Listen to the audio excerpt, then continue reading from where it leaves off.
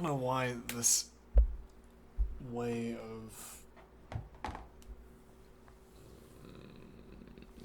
talking about how the computer behaves is horrible. I do not. Yeah, again, it comes down to this point that we could merely have the implementation details instead of a model, and then there wouldn't be any interpretation. I wouldn't have to worry about whether my words were associated correctly with the implementation.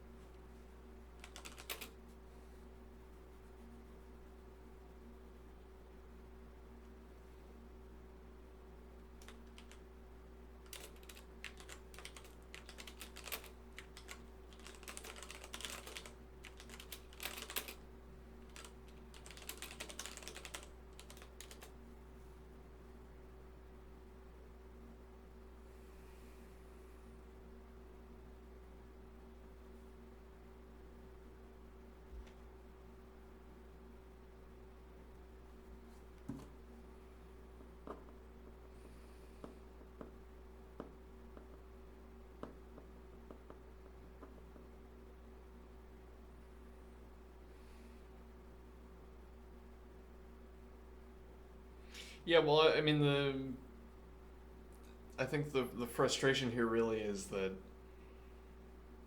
I don't make mistakes. I don't make, well, so far as I know, I don't make scoping mistakes while writing LeetCode solutions. So you think, well then I know the scoping model. I know the environment model because I don't violate the environment model. And then I say, well, I don't really know what the environment model is. Could you start to describe it to me? And then everything you say makes no sense to me. or none of your descriptions ring any bells with regards to my practice of writing code.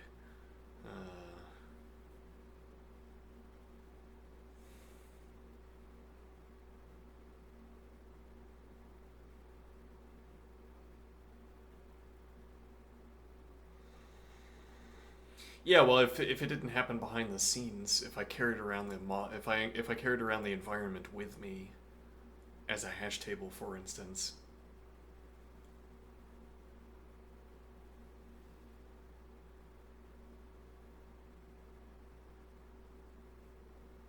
It's an interesting idea that we could try to do.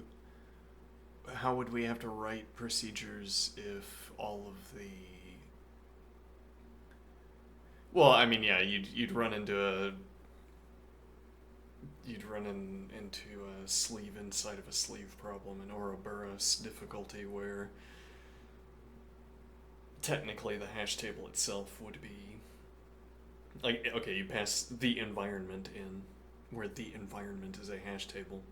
Well, actually, the environment is still something in the background. But if we play make believe, and I pass in a hash table called the environment, how would the procedure behave? So we'd be making explicit the background operations. Well, we'd have explicit representations for the background operations in the form of performing hash table lookups.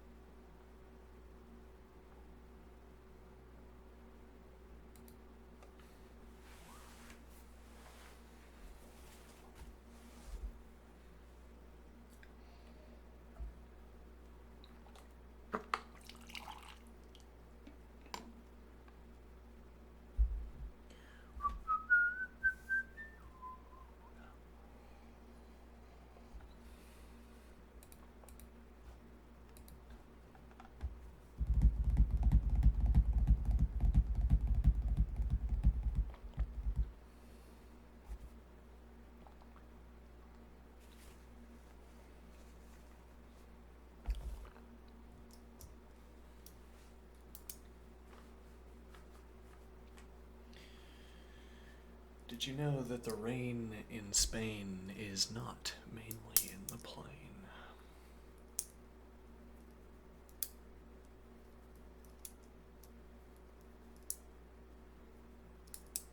Rain shadows off mountains. Uh,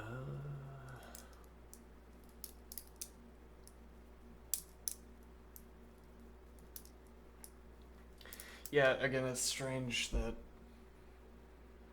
I mean, this doesn't... This way of representing the matter... Well, we're not presenting this to ourselves in such a way that it could be clearing up anything for us, which is good because it isn't. But yes, this doesn't clear up anything because we're not clearing up anything. It's like saying that a hacksaw in a woods is not clearing up anything when we're sitting at camp.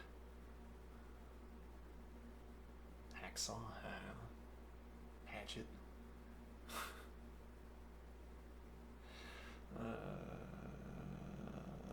Fair enough, but yes, I don't know how you would apply this.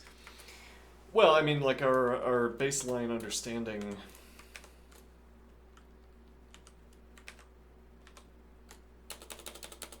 Hold on, investigating question.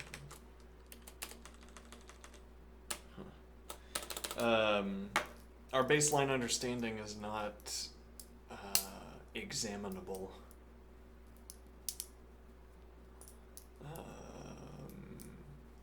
Like we have a kind of negative mental model of the environment. The negative mental model of the environment says, don't do that.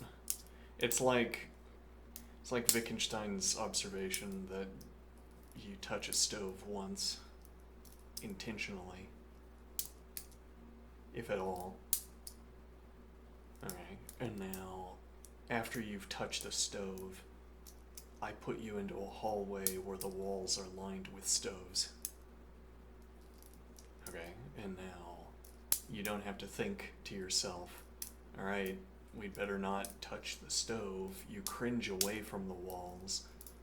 You take extra careful footsteps. Okay. Now, if you lived in a house where the walls were a wall... If you lived in a house where you had a hallway where the walls were lined with stoves, as we've just described, and you had to walk through that hallway every day, you would become cavalier, so I suppose, and you would grow increasingly careless until one day you tripped a little bit and then you reach out your hand unexpectedly, or you just fall onto the ground. You don't reach out your hand because you are so accustomed to not touching the stoves, and then you fall on the ground, unable to catch yourself, and then you say, oh, I guess I shouldn't have done the thing that led me to fall over either.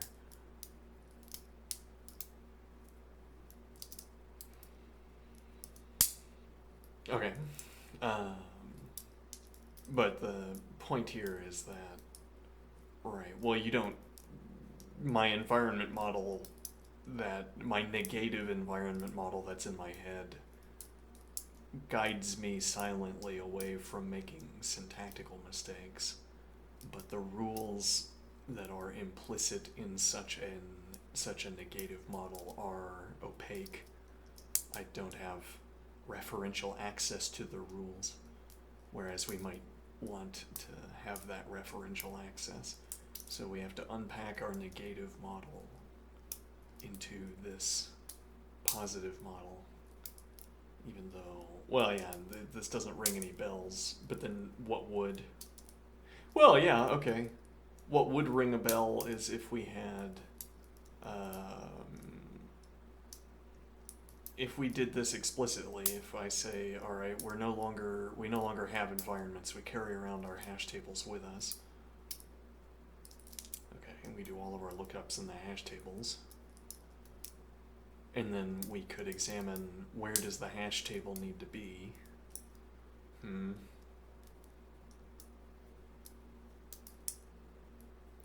Okay, but that's also not going to work out very well, right? So I make a procedure that has a hash table in it called the environment.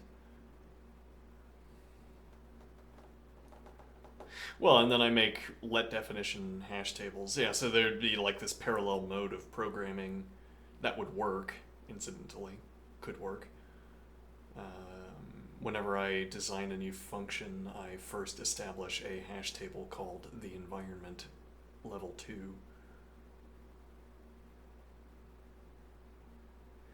Yeah, but then we have to come up with some kind of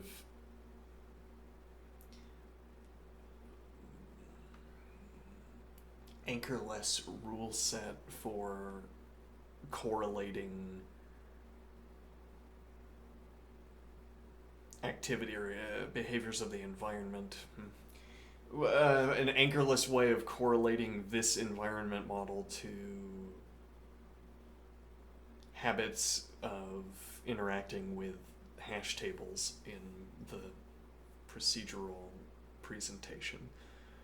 What I mean is that I carry around a hash table with me called the environment, and whenever I need to look up a variable, I run hashref on the environment. Now, why is running hashref on the environment the same thing as looking up a variable in the environment? Well, there we get a kind of grammatical boost.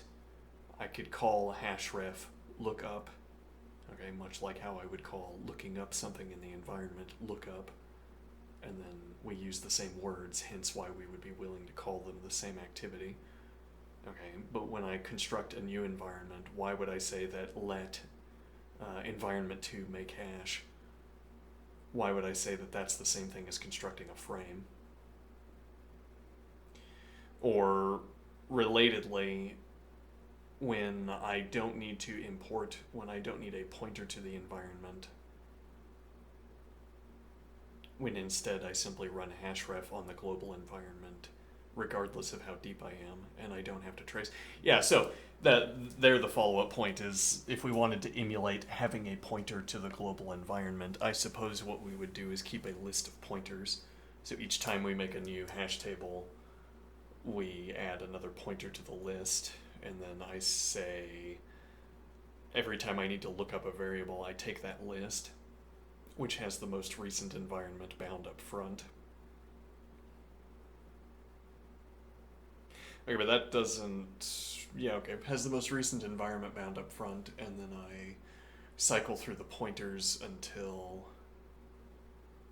Yeah, I cycle through the pointers, which are names of hash tables.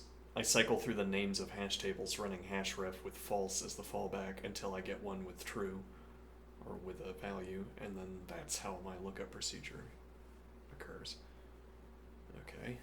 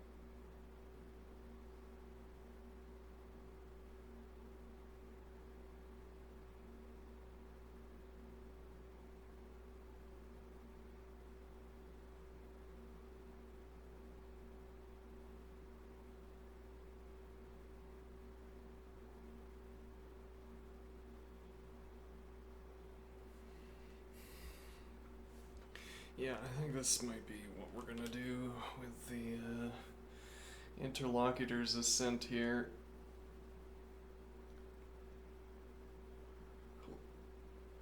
This way of talking about it.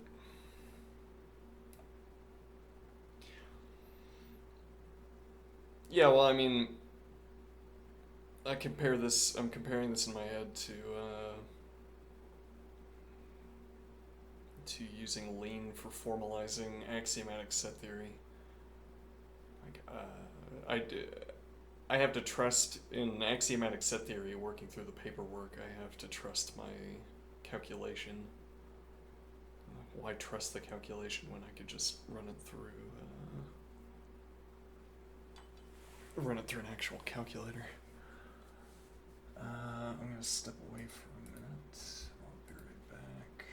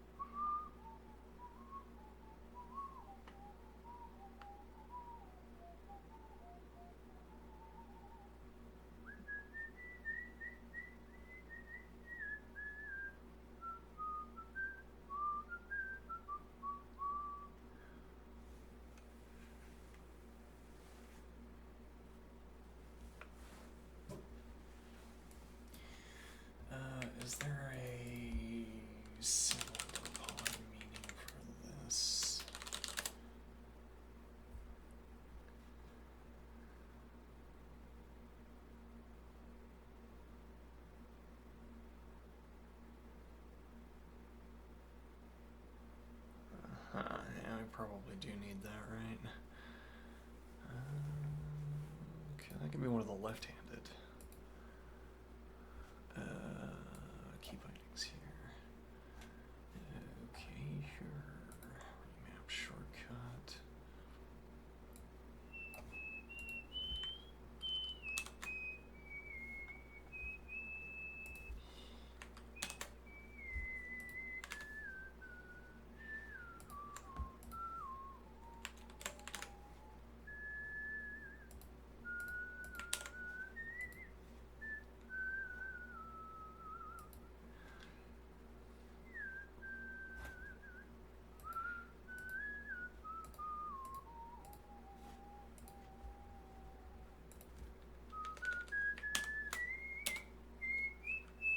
It's not monospace. Well, it's not up-down monospace anyway. 1, 2, 3, 4, 5. 2, 3, 4, 5. Yeah, it's not monospace in any regard. Alright.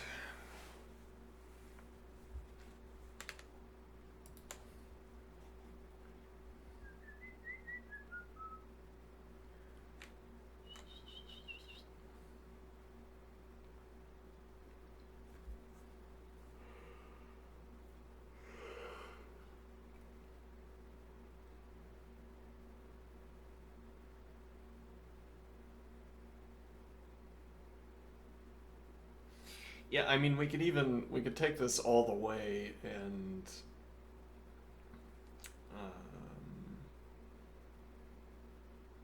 make an evaluator. Yeah, I assume the point of bringing up the environment model again is to introduce the evaluator.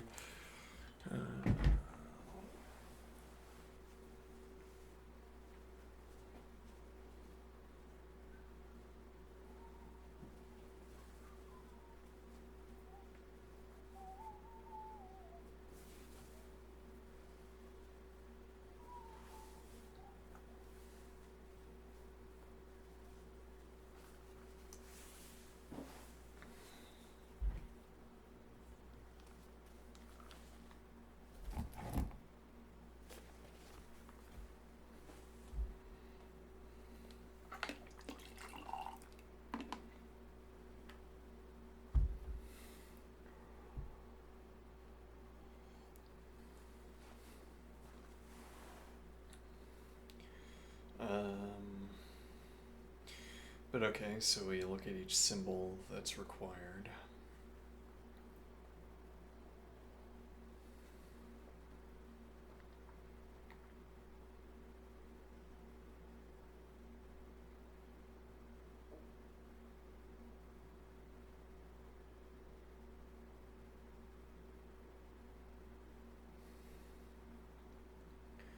Perform the hashing. Well, that's where we would turn our procedure call into a list. Or rather, where we would turn our procedure definition into a list, cycle through it, and perform the necessary hashings. Doing that in a systematic way is what we will be learning to do in the chapter. So we wouldn't be really, we're not in a good position to do that now.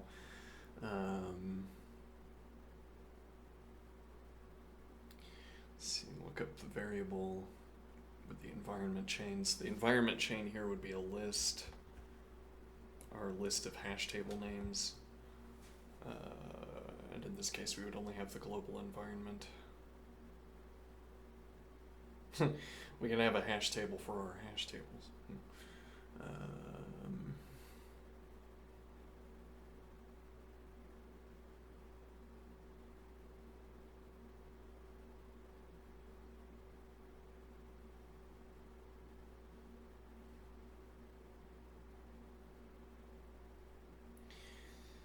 So, and then this procedure is saying if we empty out the environment chain,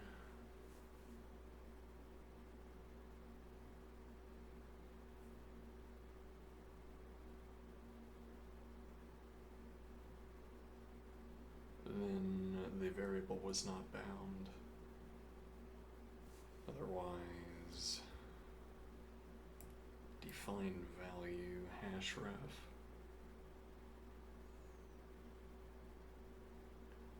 I think this might be a little bit off. Let's put this in.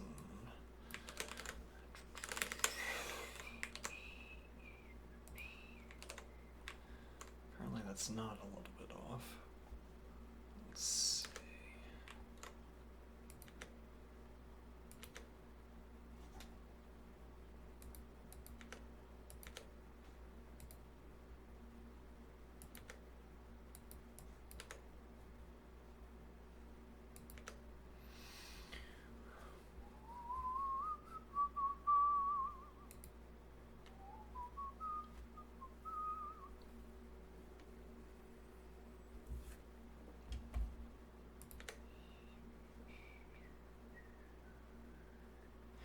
This is merely a let definition.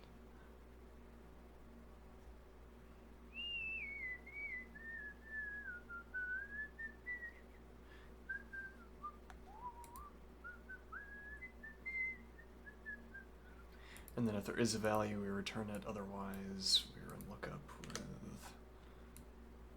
Yes, I will take my scheme operators, please. I will insist. Okay, let's see.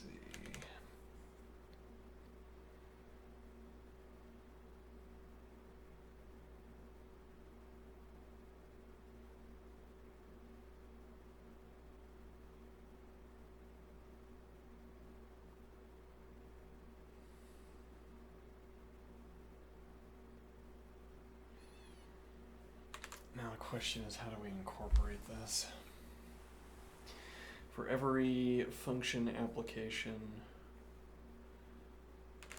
right, so we'd want to define something like define apply function or function call, sure, function call with function name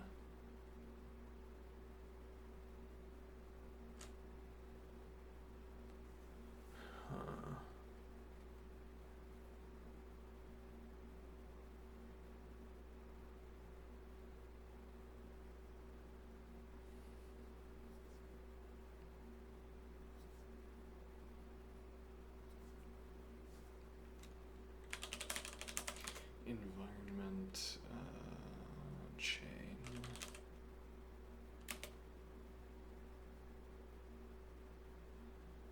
Okay.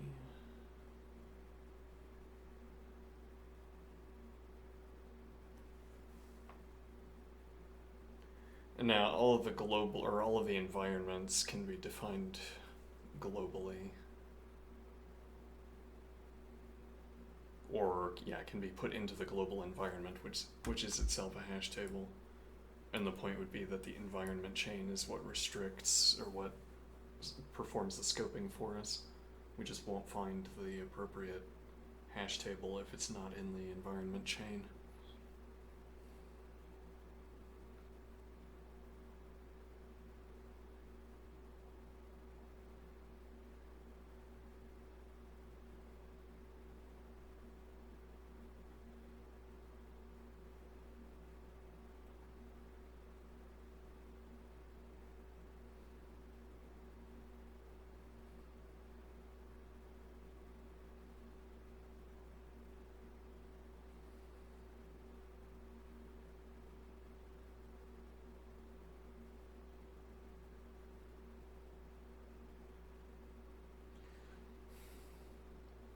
So what are we expecting out of this function call operator?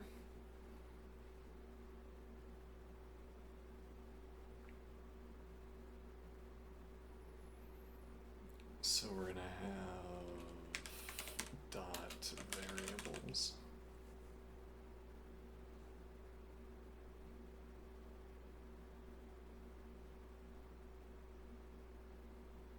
Oh yeah, we just have that as a list. Variables. List.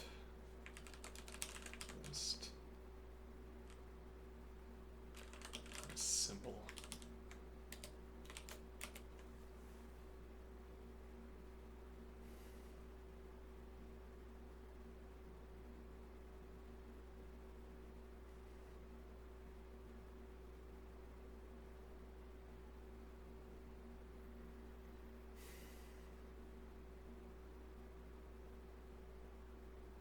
Now, why do I need the function name? Yeah, well, we need, we could have the variable be a, so each of these is going to need to be a pair, right?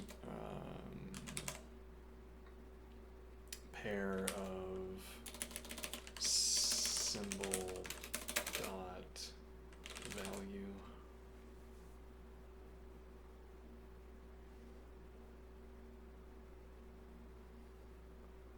And then we're going to need a body, which could be a variable, but then no, we probably don't want it because we have the pairs. Okay, let's see.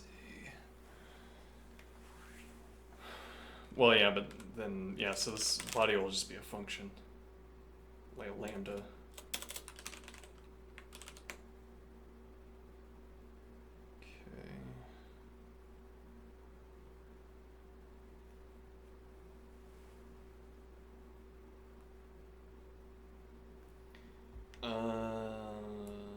So this wouldn't be a function call, then what we're currently thinking about here would be function definition, define function.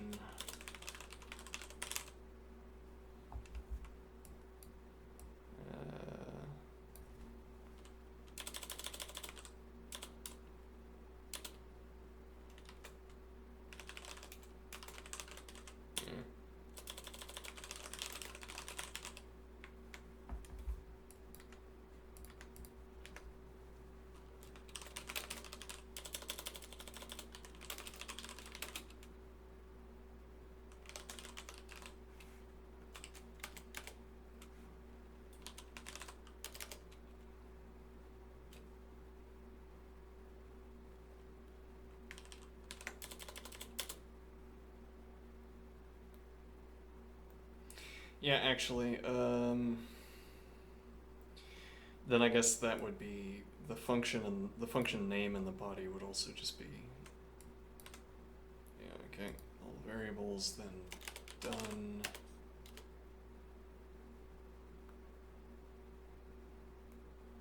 So am I storing a copy of,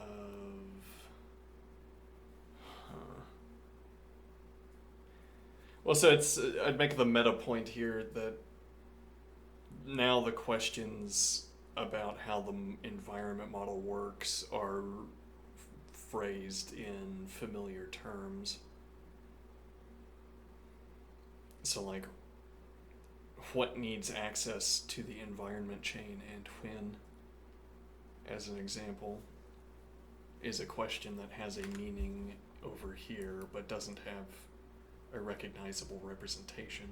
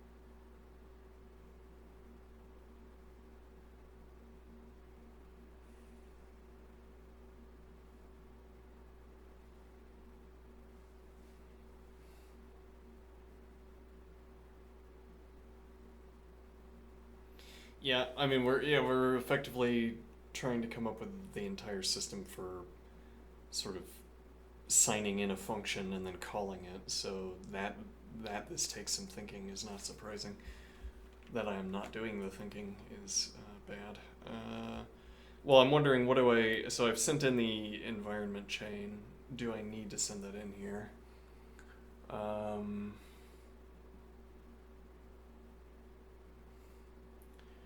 So the idea is that if I had a nested function,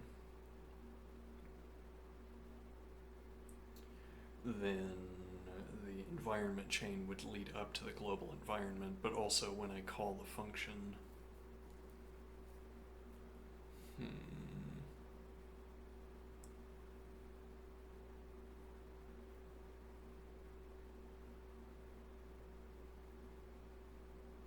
Well, yeah, actually, now that I'm thinking about it, so we're assuming that we're cycling through the variables list. But if we're defining the function, why are we doing that? That makes sense if we're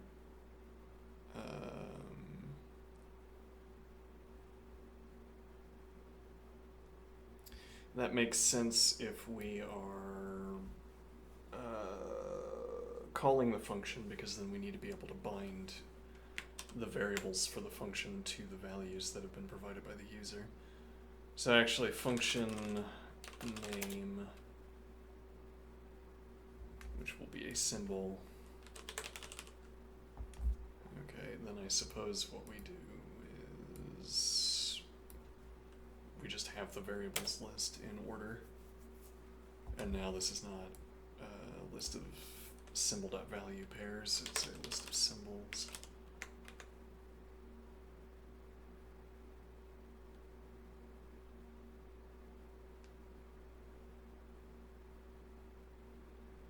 Now,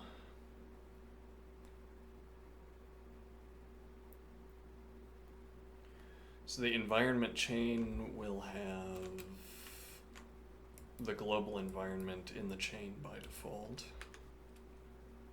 All right.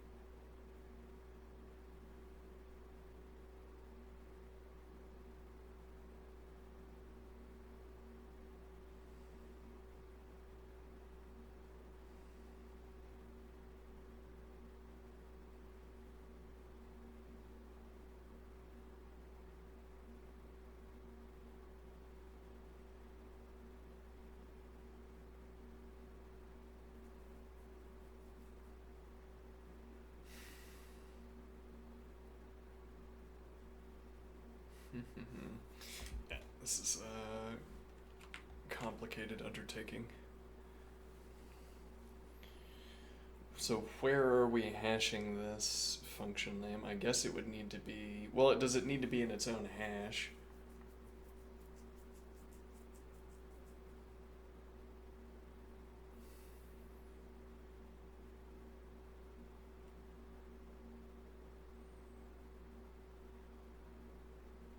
Yes, actually, if we hash the function name to a pair of the environment chain and variables, and we hash that in the global environment, that's like a shortcut for arriving at the end of the environment chain.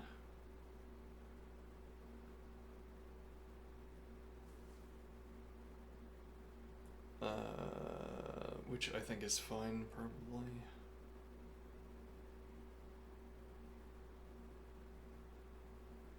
Okay, so all function definition is going to do... Yeah, but don't we need to create another...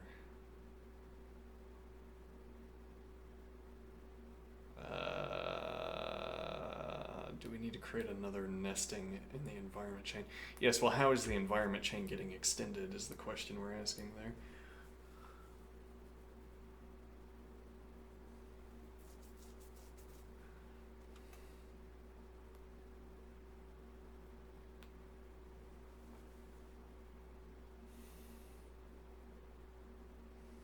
Like, for instance, are we going to have...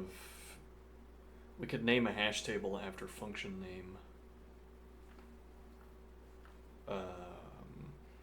And have that hash table loaded with the pair environment chain dot... Well, it'd be...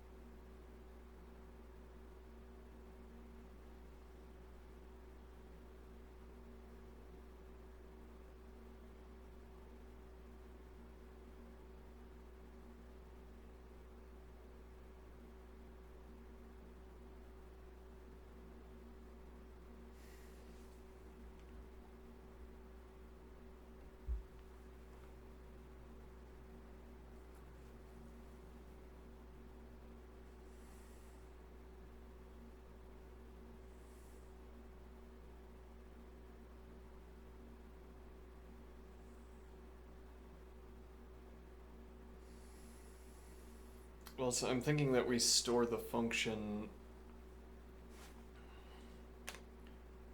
Oops. That we store the function as. I'm not sure here. Well, so the variables would have.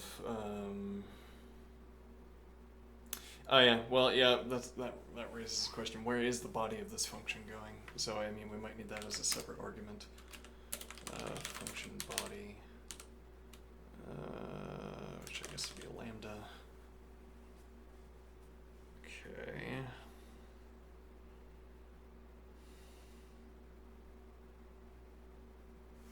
We can call this parameters.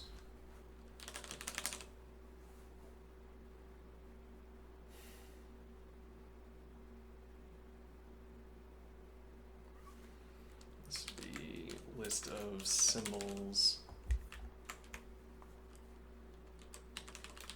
hash names.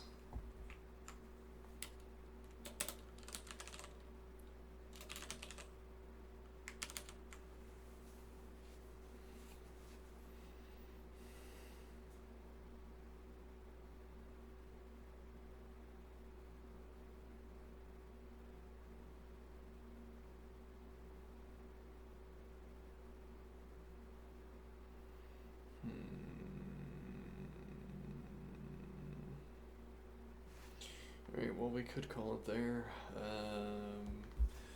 Bring this idea with us next time. Alright.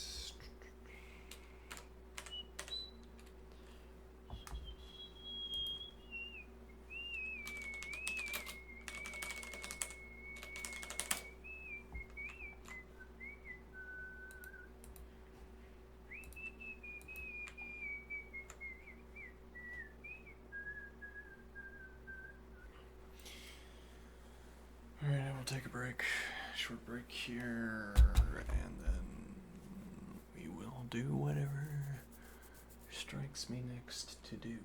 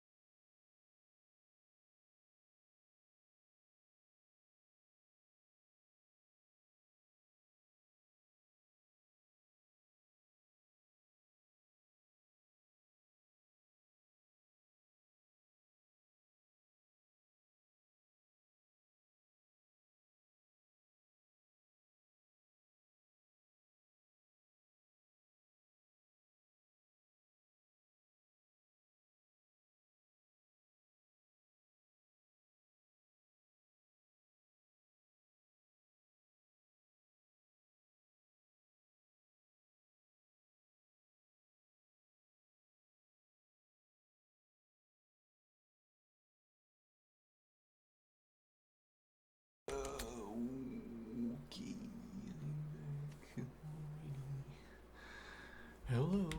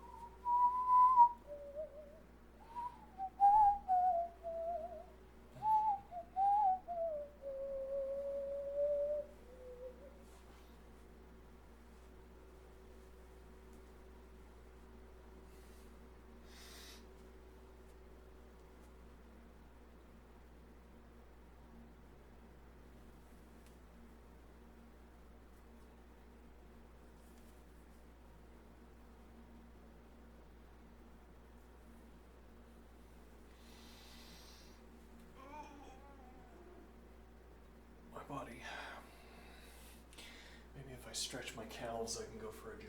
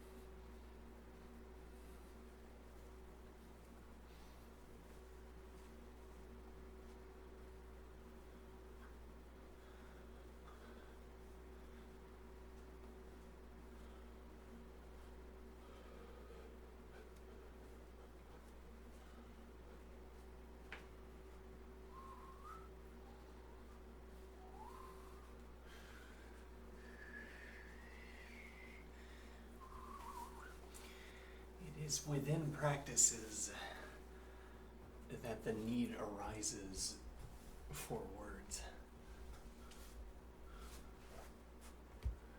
It is within a practice that the need arises for a word.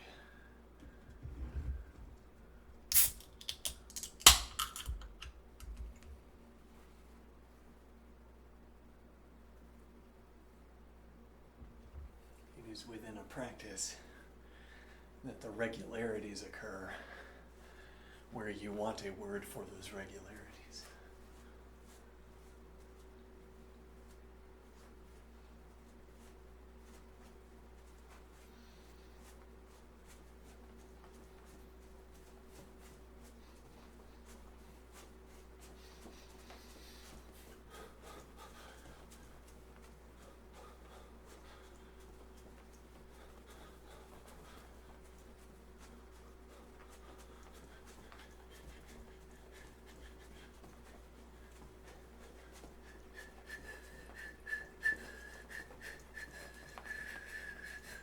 And hopefully you have the words by the time they're required.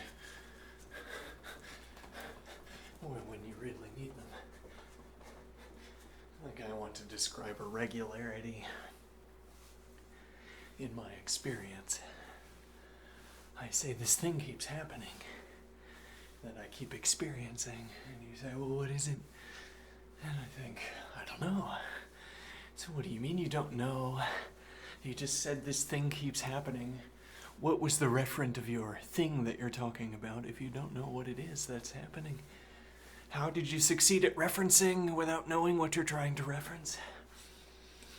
I can see it. I can feel it.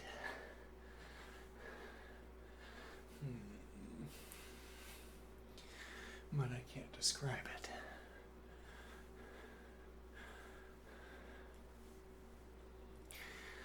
It's like our technical descriptions allow us to project a grammatical object. Our technical descriptions, like with a musical instrument, our technical descriptions imagine a mannequin. Our technical descriptions are about mannequins. M-A-N-I-K-I-N in this case.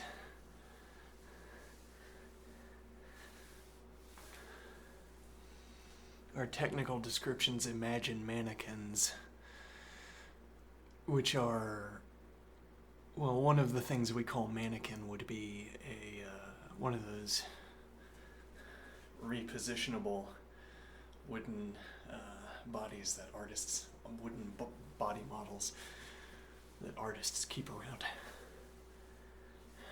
Sometimes that some artists keep around. Okay. Our technical models imbue mannequins with position. Our technical descriptions imbue mannequins with descriptions. The details of our technical descriptions are the details of the position that we have imbued into the mannequin. For instance, the technical detail of adjustment of the arm, angle of the arm. Now, there's something on the mannequin that I call an arm as well. And so, conveniently, there's no grammatical conflict. There's no terminological conflict. You say, my model talks about the arm being at a certain angle. Okay, well, the mannequin arm can be at that angle too. Now, you might say, but this was a colored term. And when I say the arm has to be at a certain angle, I mean the human arm. Okay, so the mannequin arm, no. Human arm, yes.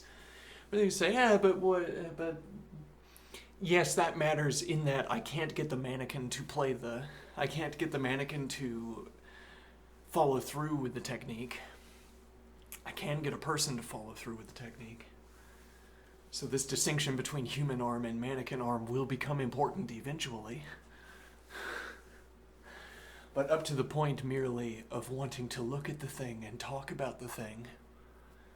Yes, well, if I say, when you adopt position A, which is apparently arm like this for whatever reason, when you adopt position A, there's an angle here. Okay. And now, how do I know what that is? It's an arm angle, right? It's utterly incommensurate with trig angles, for instance. Yeah, but I think we can generalize, because arm angles for practical purposes are like trig angles. Or we might say that arm angles are protractor angles. All angles are protractor angles. All real-world angles. So, wherever I say there's an arm angle here, or there's a mannequin angle here, mannequin arm angle here, or a human arm angle here, or I say there's a robot arm angle here, or I say that there's and you could be flipping picture overlays over my pointing. Each time I point, a different instance of an angle. And then this would be angle of type human arm, mannequin arm, robot arm, construction, crane arm. Okay, but I can apply a protractor to any of these. They're all protractor angles. Okay. So at least in that regard, the human arm or the human angle to mannequin angle are the same in that they are both instances of the supertype of protractor. Well, no, it's not. Well, but what point am I trying to get at here? Let me see.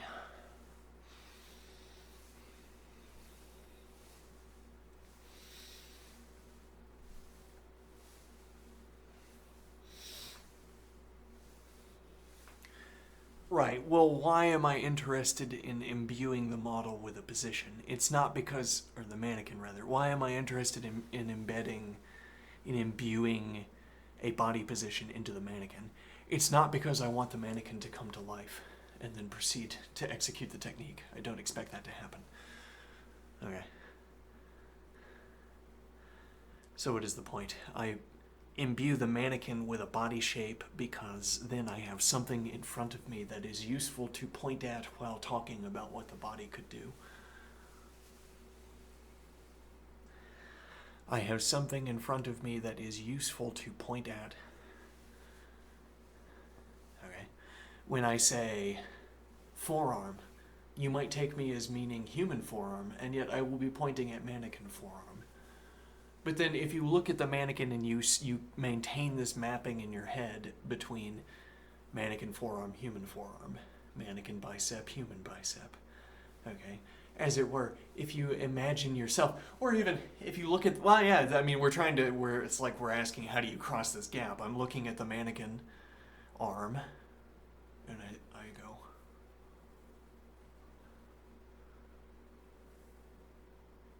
yeah, I think that's it. I think I got it. Now, how do I cross that gap? Well, I could take out a protractor. I don't. But I could take out a protractor. Hold it up to the mannequin arm. Little protractor, and I get that angle, and then I hold it up to my arm. Yeah, okay. Now, but what is it, as it were, that logically justifies this activity? Supposing we wanted logical justification.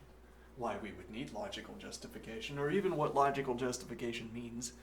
Unclear, all of it. But what would give us, as it were, functional justification? It's like I want to say, if I could prove that using the protractor on the mannequin arm enabled me to perform some activity with my arm, if there was an explicit way of taking an oracle, a protractor, applying it to the mannequin arm, then applying it to my arm, and obtaining some desirable outcome, then I would say, if nothing else, I can do this while obtaining the desirable outcome. I couldn't juggle balls in the air while obtaining the desirable outcome, I suppose. But I could begin by measuring the mannequin arm, then measure my arm, and obtain the desirable angle. We at least get, as it were, an existence statement out of this, even if we don't get the kind of logical correlation we're hoping for. Because the baseline, I think, the naturalist, the layer zero naturalness, layer zero natural language would say, well, obviously you look at the mannequin's arm and then you see how your arm is supposed to be. And I say, you just glossed over a terabyte of information. I don't know, some large amount of information about the process behind how we map a mannequin arm to my arm. And he'd say, I don't care. I mean, that's just how I talk. Yeah.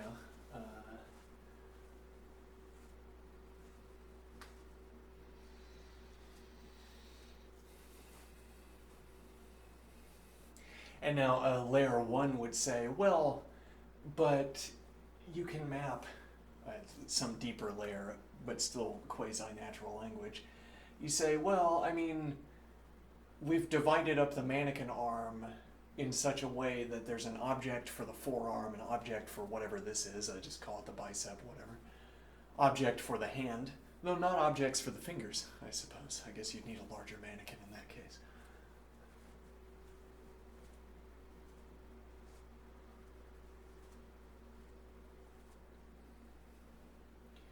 And so any sentence that I have, as it were, I get to cross the mannequin arm to human arm gap. Okay. Any sentence I have, so long as I keep myself restricted in the human arm sense. Because, I mean, if I go over to the mannequin, I could have such a mannequin that I get this motion, but I also can go out to here and then keep going, which I can't do with my current arm. Okay, so long as I keep myself bounded according to how the human arm can actually behave, then I can use the mannequin as a stand-in for the body.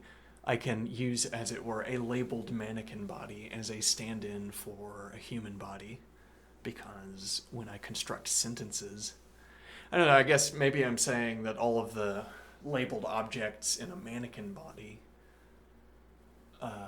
can be... If I construct sentences, if I construct carefully bounded sentences about the mannequin body, and I sub out all of the mannequin terms for human terms, At the end of this process, I have a description that is applicable to the human body as well. Which is practically to say, if I don't make the mannequin body do things the human body can't do, okay, then I'll have the body in such a position that I could. Yeah, but again, what is this? Hold on.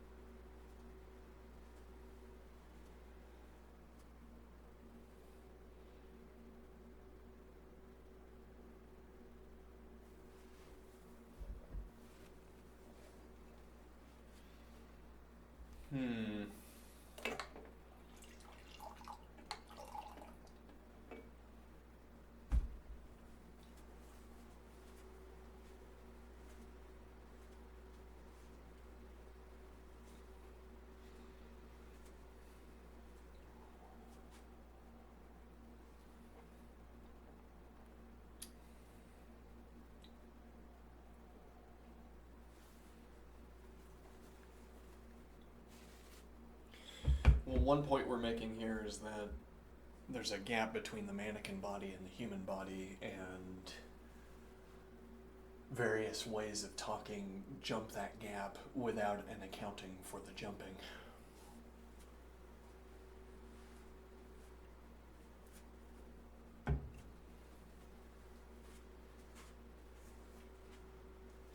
I mean, what justifies stepping from the mannequin hand to the human hand? The word hand, I suppose. And mechanically, that's what would justify it.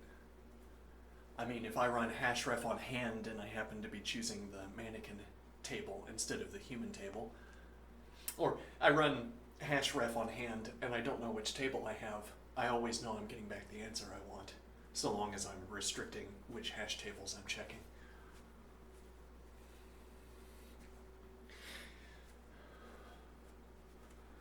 And if I want to say that justification in this system of looking up hash entries, what justifies the association between my key and value? It's that they are paired together in the hash table is what justifies it, I suppose. Or, better to say, there's nothing that constitutes justification in this scheme that we're talking about. Justification refers to something in other schemes.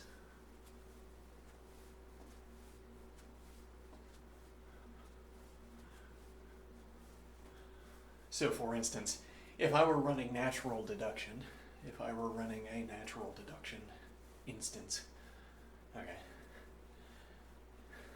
is there something we'd want to call justification in such a case, in the case of natural deduction? Would we call an argument justification? Well, why wouldn't we just call it argument? Well, and that would be because in a natural deduction you push an argument, e.g., okay, you push an argument, you work with your premises, you get an output, and then you have a conditional expression often. Now, what is the justification for the conditional expression? The pushed argument, I suppose.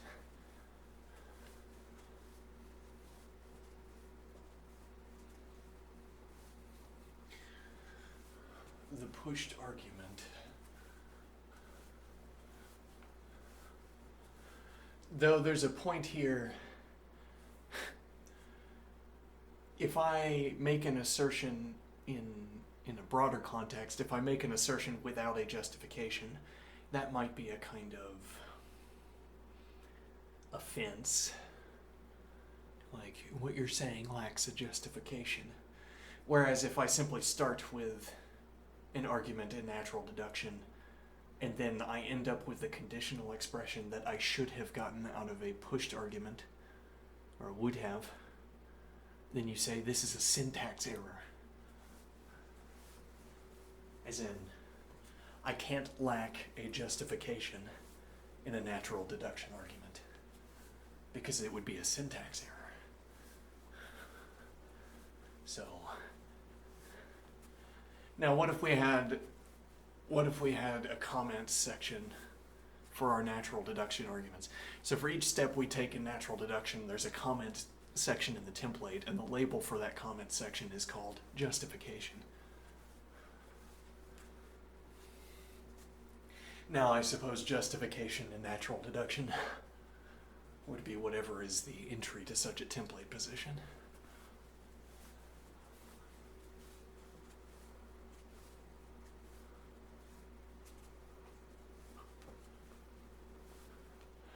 Okay, that's sensible, but then what happened to the pushed argument being the justification? Yeah, well, we threw out the pushed argument as justification because lacking the pushed argument is a syntax error, whereas declining to fill in the justification template is not a syntax error in natural deduction. And none of this is to argue for what should constitute and what must. None of this is to argue for what must constitute a justification, just observing that when I say what justifies a step from the mannequin hand to the human hand. Question first, what you mean by justification. Does every such step have justification? What is a comparable justification in a comparable circumstance? Or rather, what is a justification in a comparable circumstance? And well, I say what justifies the step from human hand to mannequin hand when I am in the midst of saying, look at my mannequin hand over here. Look at its characteristics. All right, now the human hand needs to have those characteristics too. But how could a human hand have mannequin characteristics? That doesn't make any sense.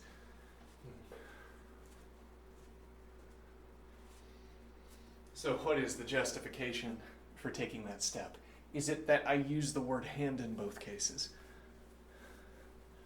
That wouldn't be a universal justification because there are other cases, like a clock hand, for instance. If I were talking about hand signals, hand shapes that you could adopt, okay, and then I said, now we just need to imbue that into the clock hand. We need to take our human hand shapes and imbue them into the clock hand. And you'd say, no, I don't think that's a justifiable step. I don't think you can compare clock hands to human hands outside of relatively trivial cases.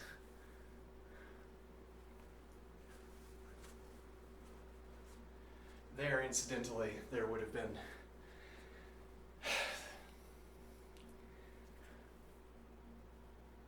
transparent overlay of a clock, and as I rotate my hand, we get various positions of a clock, hands on a clock, that follow my hand around. My finger behind a minute hand, e.g., rotating the minute hand as I do this.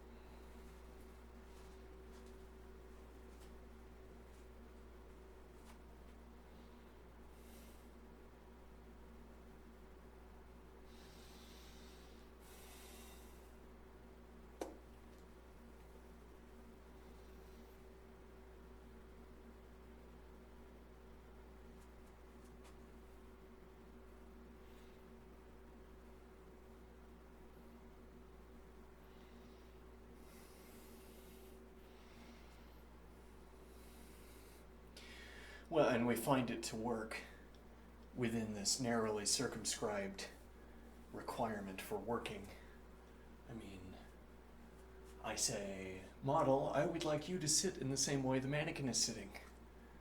Okay, and now you have to perform some kind of mapping between the mannequin body and your own. And that mapping either works or doesn't to my satisfaction.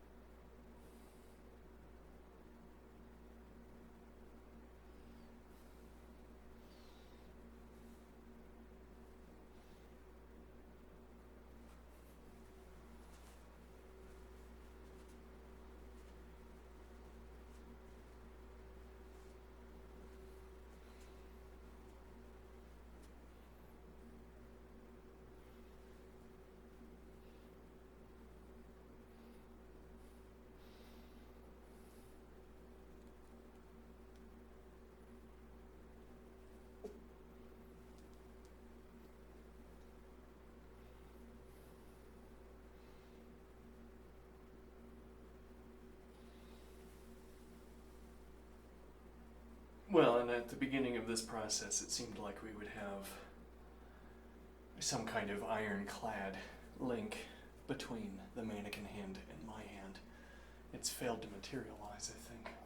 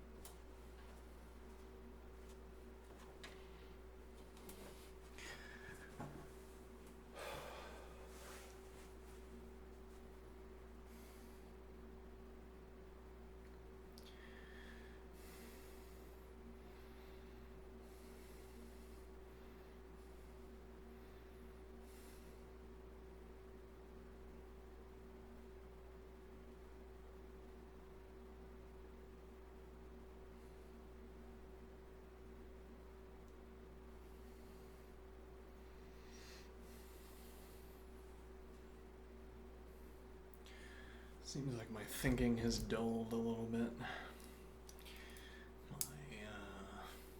My theatrics have dulled a little bit. Well, I mean, not for nothing, my leg is in recovery mode.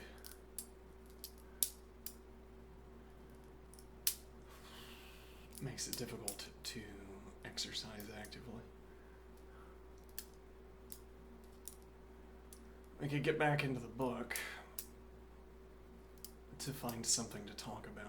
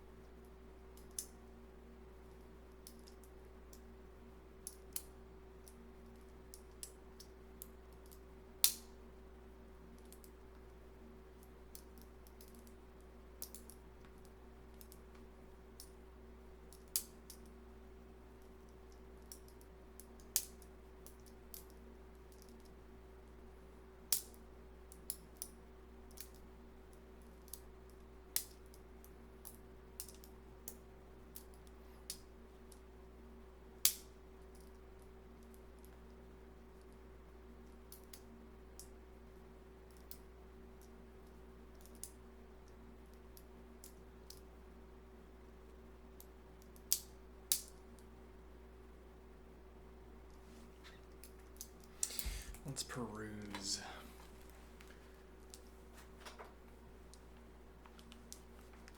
My Notepad Plus file for Wittgenstein.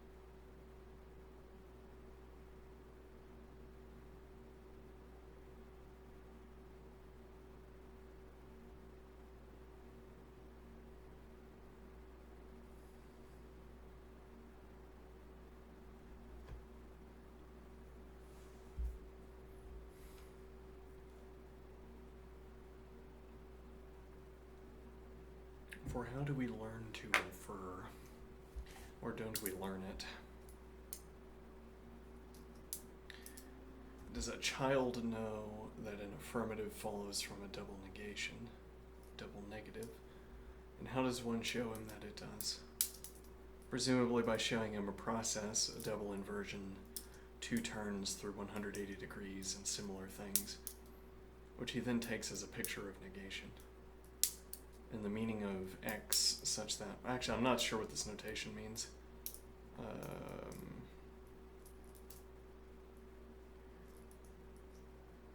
This is an old notation format convention. But okay, the meaning of this is made clear by our insisting on FAs following from it. So, I mean, the meaning of this notation is made clear by our insisting that whatever we insist follows from it, follows from it. It's like a way of wrapping up the grammar.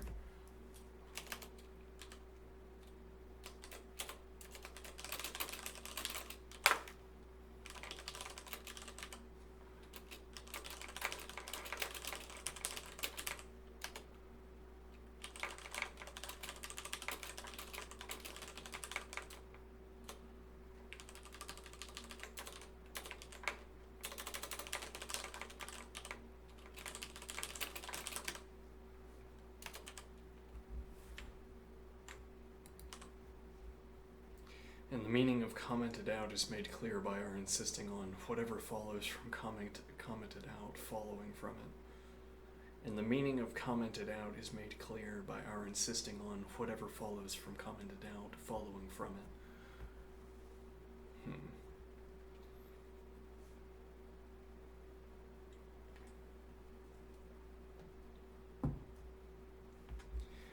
One of the points this makes, maybe it's not making this point, but illustrating this point, that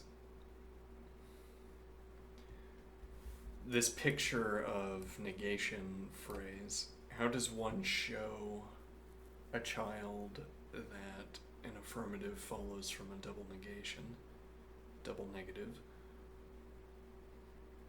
Presumably by showing him a process, a double inversion, 2 turns through 180 degrees, and similar things, which he then takes as a picture of negation. But now one point is, what does it mean to take something as a picture of negation? And so I think what that means in practice, is that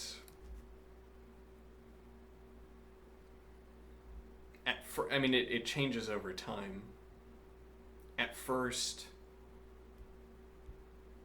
when I learn the idea of a double negation, when I am taught the idea of a double negation, you show me this image, you show me this process, you engage in this process, and I see whatever I see. But okay, you engage in this process, a double inversion, 2 turns through 180 degrees, and similar things. Okay, and now when you give me a test later on, a word recognition test, I have to match up definitions with words. Okay, and one of those words is double negative. Okay, and now what springs to mind is the memorable demonstration of the double inversion. Hopefully, if I'm going to get the problem correct, and then the word springs to mind. Right, and then that effectively is the implementation detail, where we in our high level discussion don't go beyond that point, at least. I mean that I'm taking the word test, I read the word double negative, and then this process, this mental image appears in my head. Or I read the definition, this mental image appears in my head, and then the word occurs to me.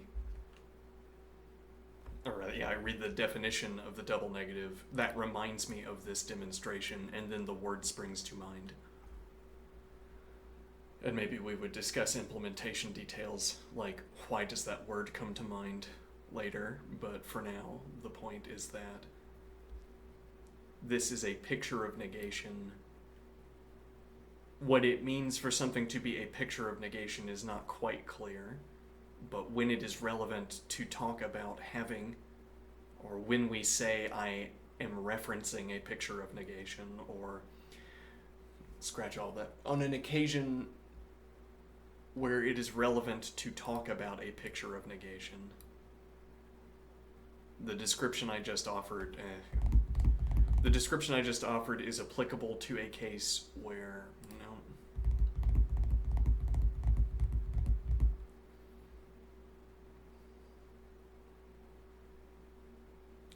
I'm saying that word test, that process whereby either the word comes to mind from thinking about the demonstration, or the demonstration comes to mind from looking at the word. Okay, this is where the double inversion is serving as a picture of negation.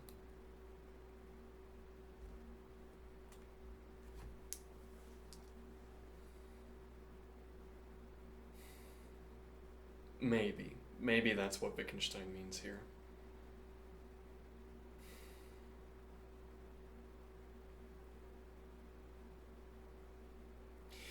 The alternative idea is the universal alternative, which is that you say, or Wittgenstein is talking about something more complicated, where I would have to go through more and not different explication to account for what Wittgenstein is talking about.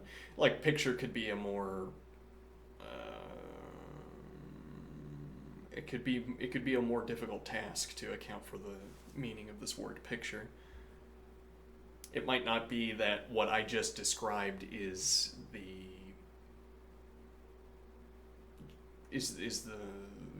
justification for coming up with the word picture.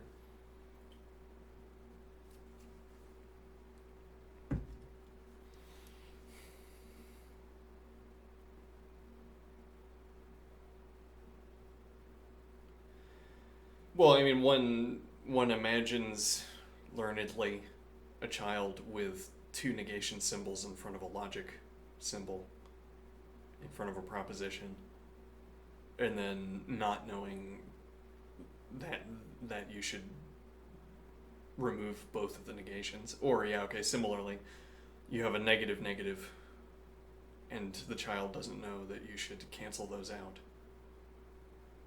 Okay, why would you cancel them out?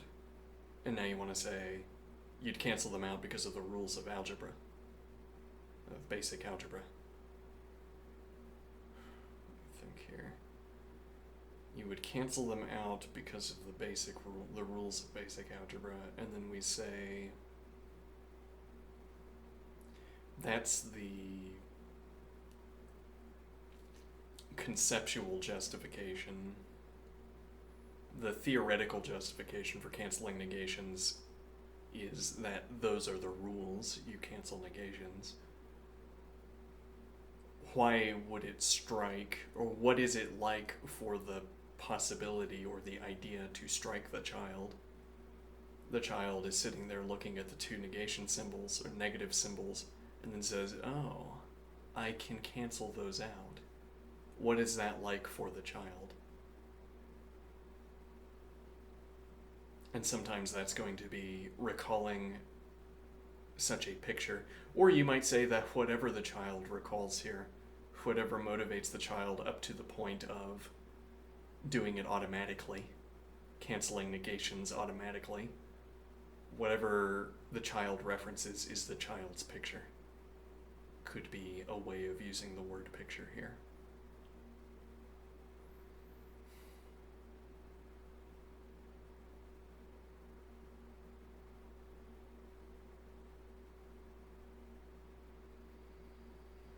Now, a naive disposition one could have here is to say that a double inversion just is the same thing as double negation.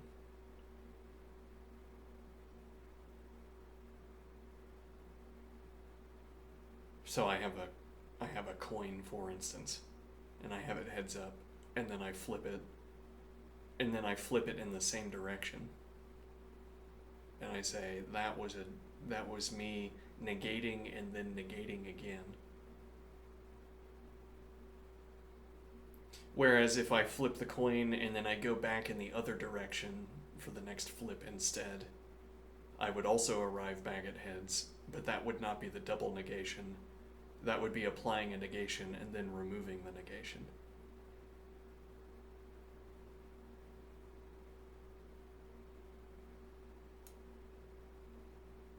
Though, why do we suppose there's such a distinction? They amount to the same, these two processes amount to the same thing. Namely, having a coin with heads up at the end. This is similar to our questions about the evaluator earlier, or about the environment model.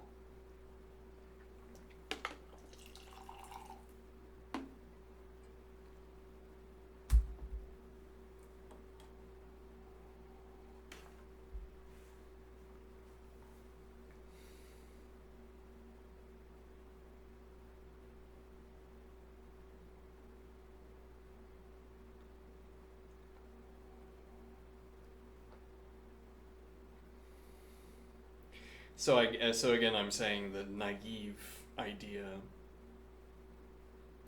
is that the picture that we present to the child is in fact, whatever that means, an example of double negation. So I flip the coin and I say, this is negation. Or alternatively, hedging my bets with the child, I say, this is a representation of negation. Now watch as I do it again. Now all we really need to be conveying to the child is this binary process. We don't need the name double negation attached to this process. I mean, really, double negation is, you could talk about negation and double negation as if it were a modulo 2 operator. Or it's a modulo 1 process, modulo 2, whatever. 1 plus or minus 1. You take a step through negation, you go from 0 to 1 instances of negation, and then you go from 1 to 0 instances of negation. And then it does, for that discussion, if I were instead trying to convey the modulo process to a child, I wouldn't use the word negation in that case. I guess I would reason by analogy. We'd have a clock. Now you see that this is modulo 12. But you could imagine if the last number was 11 and we had one fewer tick mark. And then you could imagine if the number was 10 and we had yet one fewer tick mark. And so on. Down to 2. We have 2 tick marks.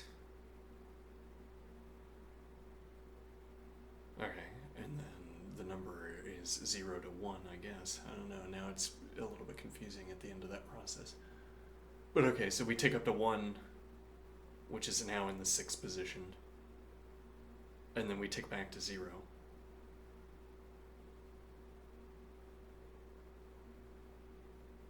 Okay, now what is the idea? Well, and so this would be, now I say, okay, negation is like that.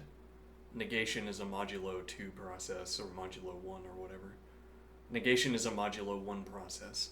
You can negate once, which is like moving from 0 to 1, and then you negate again, which is like moving from 1 to 0, which are in turn, these actions are like moving from 12 to 6, and then moving from 6 to 12.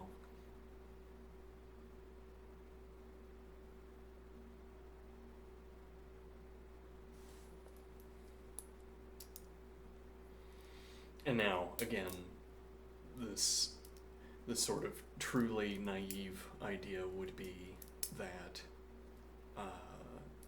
yes, actually, now that you mention it, the modulo 1 process is negation. The less naive, I guess, would be to say the modulo 1 process is a way of talking, is a label-less way of talking about the mechanism of negation. Anything that you would end up saying about the modulo 1 process, you could also say about negation. You don't need the negation label to talk about the modulo 1 process. Or vice versa, and you say that the modulo 1 process is actually a stand-in for negation.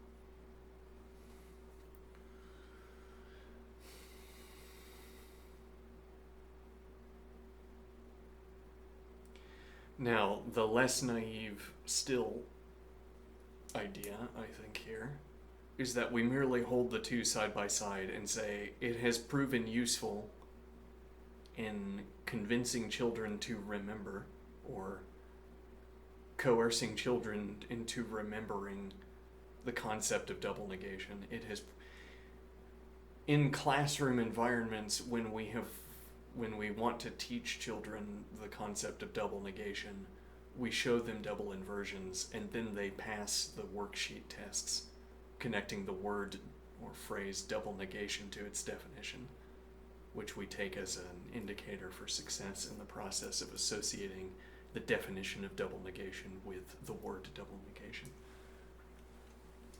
then we're merely allowing that we hold the two side by side. We're merely allowing that in the process of convincing children to remember something, this is the example that we pull out and use.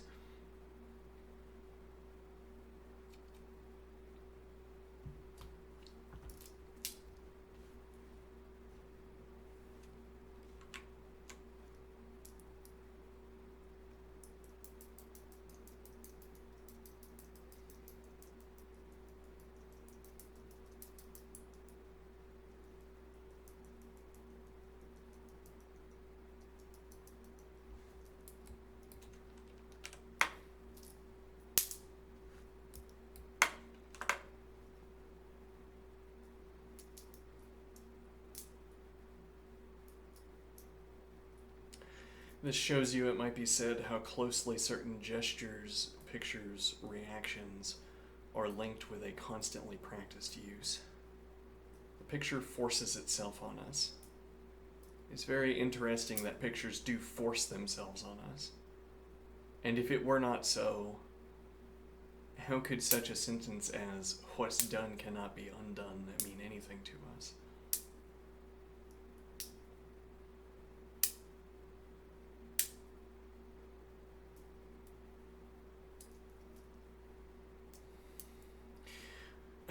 What does the phrase, "what's done cannot be undone," mean?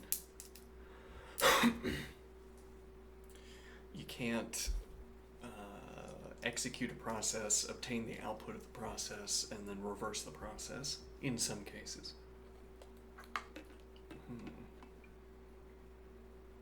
Because of entropy, I suppose, or whatever.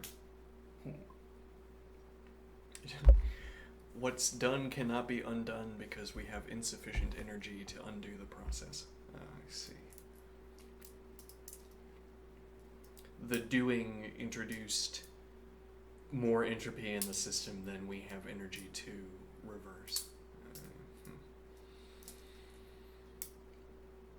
What's done cannot be undone. What association does this have to the preceding sentences? How closely certain gestures, pictures, reactions are linked with a constantly practiced use.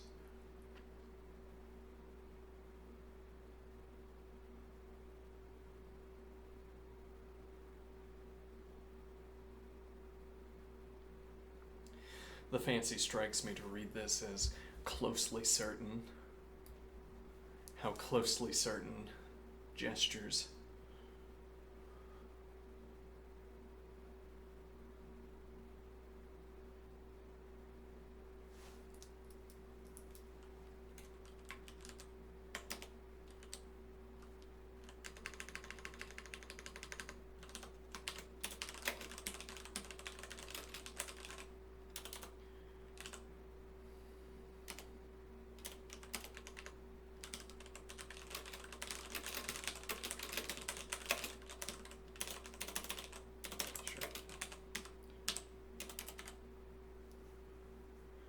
This shows you, it might be said, how closely certain gestures, closely certain Heideggerian hyphenation here, how closely certain gestures, pictures, reactions are linked with a constantly practiced use. One to the next, chained together, a kind of narrowing tunnel of justification. How closely certain gestures.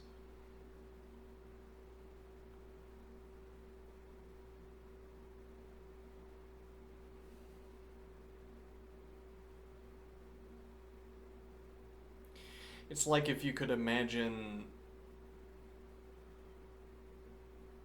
if you could talk about a kind of, like there are two ways to get the human body to perform a musical piece. Okay, we convince the human to play the musical piece, and then there are these weak electrical signals that emanate from the brain through the nervous system and animate the body into the performance of the piece. Alright, and then there's the electroshock method, where we shock the human body into such a seizure, into such a concatenated sequence of seizures as constitutes performing the piece. You wouldn't want to do this latter one, no, but as an example. But then what I want to do is say, well, and notice how the nervous system reaches back and informs the electroshock method that we have to decide. Reaches back and decides which shocks we apply. What do I mean? Well, the particulars of the applied electricity depend on how the electricity is going to behave when exposed to the extant nervous system. Okay, so I pass the electricity into the nervous system. It's going to play out however it will, given the particulars of the nervous system. Now, if I want my flow of electricity to bring about various bodily reactions, I have to take into account, I have to reach back and inform my inputs by referencing the state of the nervous system. I don't think, I wanted this to loop back around. I'm not sure it's looping back around so effectively.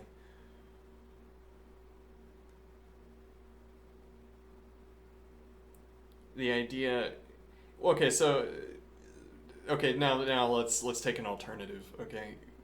When you engage in a technique, I want to say there's a kind of kaleidoscope chain reaction of activities, a chain reaction of kaleidoscope images in your head, various habits that kick in, muscle habits, muscle memory kicks in and you perform an automatic gesture that you don't have to think about.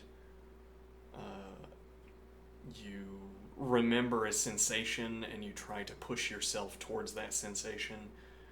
It's like imagining what looks like a coherent activity from the outside, performing a musical piece, is an incoherent whirlwind of experience from the inside. It's merely a chaining together of whatever convenient options there are to make myself finish the piece. Or alternatively, I feel I have an emotional response to the piece. Or I have a connection with my own body performing the piece, and I feel that the body should proceed of some way as opposed to another. But that feeling that the body should proceed, must proceed one way rather than another, is a different feeling from one moment to the next. Sort of incommensurate as a description of one feeling and the next. When I need to make a jump in the pitch, the must feels different than the must of performing rapid staccato notes, e.g. in a low range. They don't feel the same. The activity doesn't feel the same, but also the sense of what must be done does not feel the same. Must is not, I must is not the same feeling. It's like a family of feelings that are grouped together by how I respond to them. When I'm performing a piece, I must. And this is 1,000 feelings in a row. Okay? And now my parallel construction, I flood your mind's eye with a sequence of images, and then you sort of go limp, and then you perform the piece. As it were, if I could merely figure out just what images I had to place in your head in order to replicate the sense of must, or at any rate the effects of must.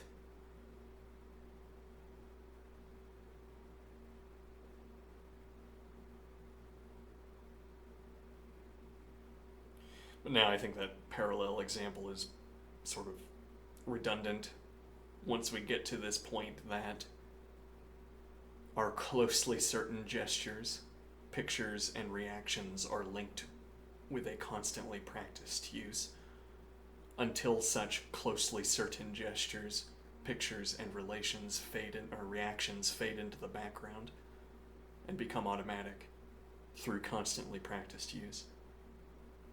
They're linked together by This is the tension that always shows up in discussions like these, where once we try to generalize, we remove ourselves from the circumstance where our observations are relevant. Once we try to generalize to practice in general, then we don't have access to the particulars that are required really to accurately address what practiced use consists in. So what are the pictures and the reactions and the gestures? What is the sort of loosely threaded connection between a series of habits, muscle twitches, mental images, a flickering of must? How do those come to be linked? Well, I'm sitting in a practice room, and that's how any such discussion like this should begin. Well, supposing what you want to talk about takes place in a practice room.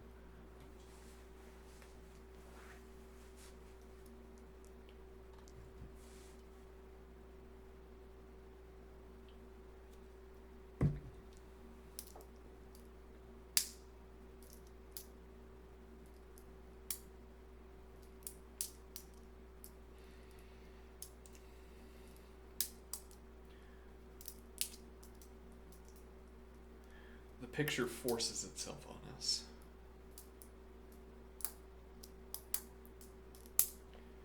And what is my picture when I have the phrase, "What's done cannot be undone"?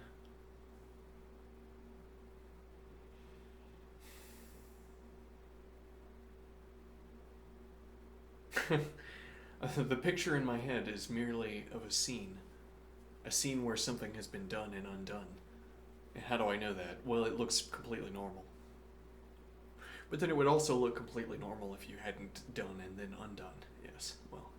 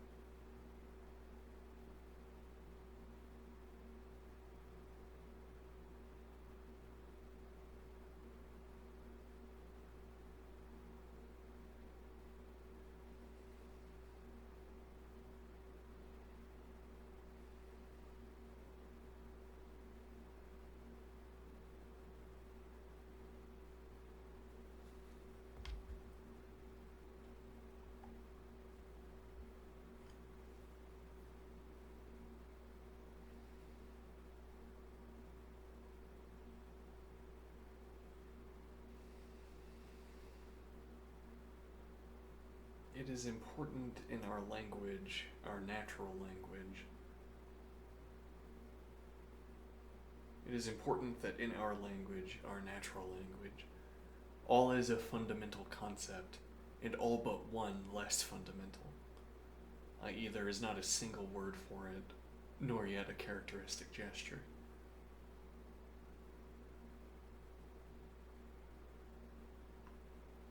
And now a grammatical or rhetorical tendency, Wittgenstein at any rate would convince us, would have us believe there is a rhetorical tendency here.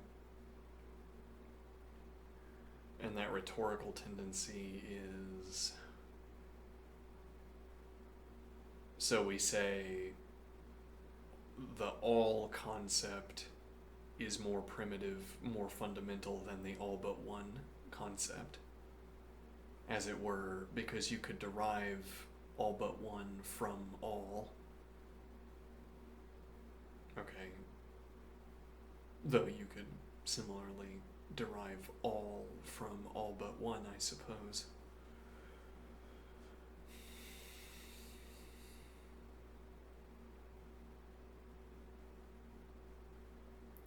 There is not a single word for it, nor yet a characteristic gesture, whereas we have a for all symbol. We also have exactly one, which is perhaps why, if Wittgenstein encountered the exactly one quantifier, maybe that's why all but one instead of exactly one. All is a fundamental concept, and all but one less fundamental. There is not a single word for it, nor yet a characteristic gesture.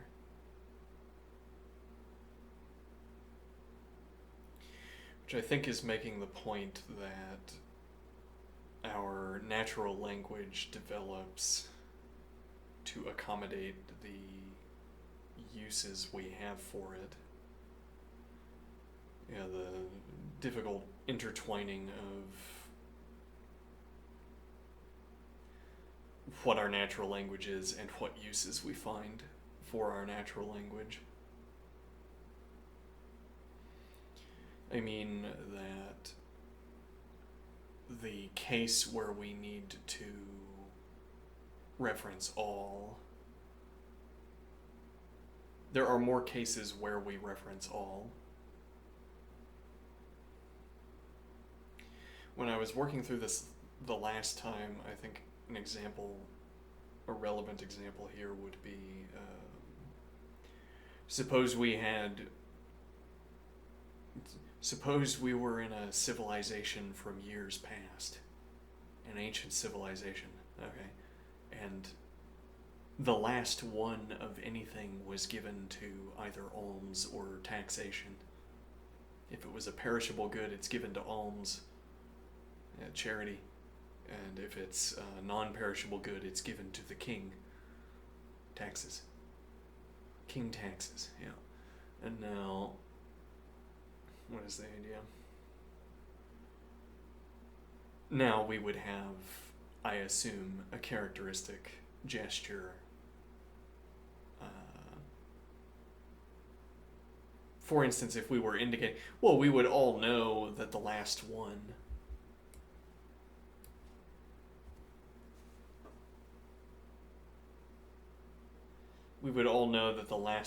was reserved for whatever its use case. Like it would be built in, if it was a perishable good, an image of the good rotting might pass through our heads, and then we would already know that this one goes to alms. Okay, or I'm looking at a tree, the last tree in a field. This one goes to the king.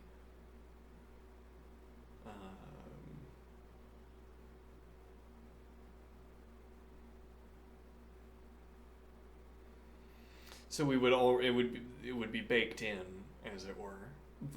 I mean, I guess I'm pointing out that practically we wouldn't need such a characteristic gesture. Now, but okay, I have my last tree that I cut down out of my tree grove.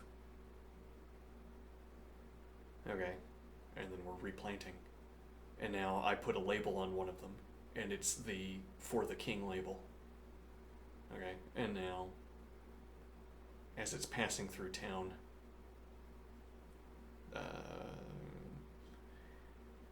as it's passing through town, right, I have a symbol on a cart that holds the tree. It's a large cart, I guess. I don't know how they transported trees in the past.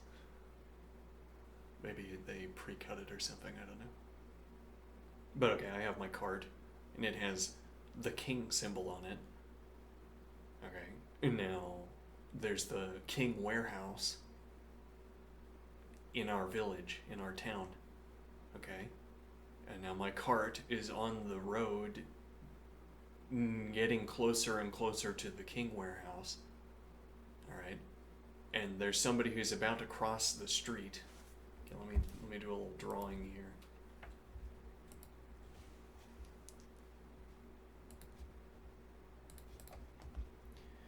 Okay, so we're gonna have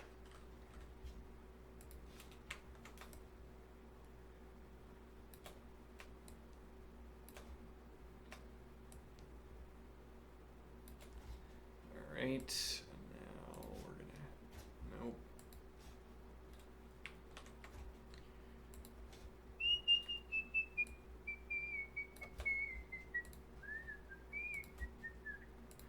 Alright, now we're gonna have our black wagon here. Alright.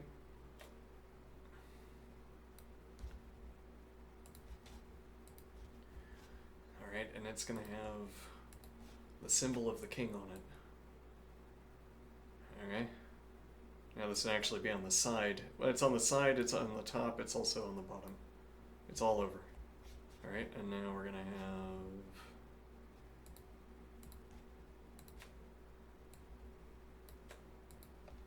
the King's Warehouse.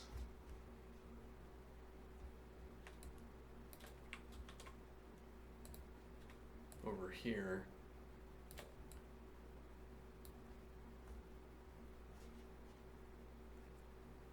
Okay. Now what is the idea?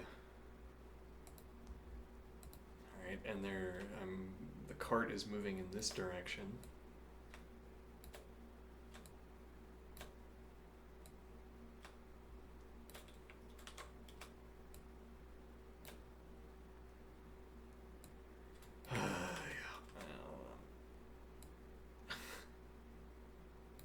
Alright, the cart is moving in this direction.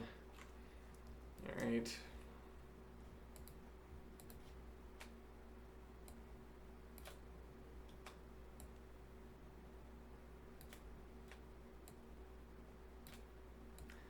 And now there is an astute pedestrian. Hold on, we'll make this orange. Okay, and then we'll make this over here.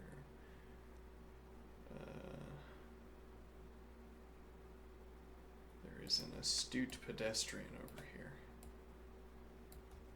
Okay. The astute pedestrian looks into the distance and sees the symbol of the king. Okay, and then the astute pedestrian starts to cross the street.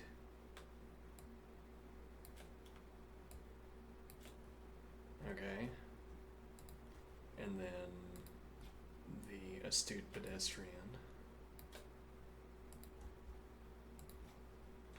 gets run over by our cart, causing an accident. Why would you cause this accident, astute pedestrian?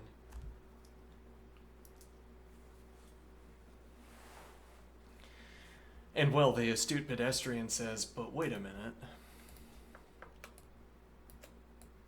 I looked at the cart. It was a King's Warehouse cart. Okay.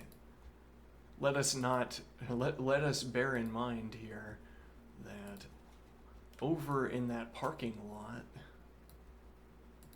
for carts, there's a dozen.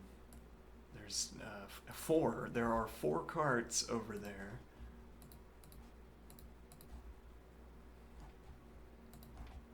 All of which have the king symbol on them. It is a regular daily habit for carts to pass through this region, pass along this road, and then either move forward or take a right, okay, to get to the warehouse.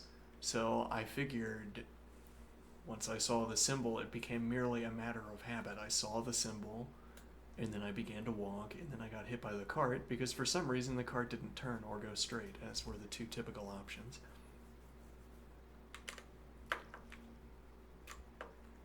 It is important that in our language, our natural language, all is a fundamental concept and all but one less fundamental, i.e. there is not a single word for it, nor yet a characteristic gesture. Okay, but what would it mean for there to be a single word for it? You want to say, well, we would have one word, and when we used it, we would all know that we were talking about all but one. And that is abstracted to the point of uselessness. You've desaturated, well, because you want a general example, because I asked a general question, I suppose. if all but one were the more fundamental concept and we had a single word for it. Well, yeah, that's a little bit suspicious. How could all but one be the more fundamental concept relative to all? But okay, if we did have a single word for it, what would that be like? Not enough details. Right, so we fill in the details. This is what it would be like. This is a symbol. The king symbol in this context is a symbol for all but one.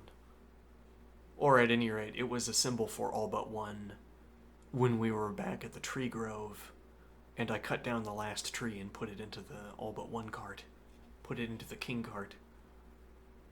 And this symbol, the king symbol, would be our symbolization of all but one.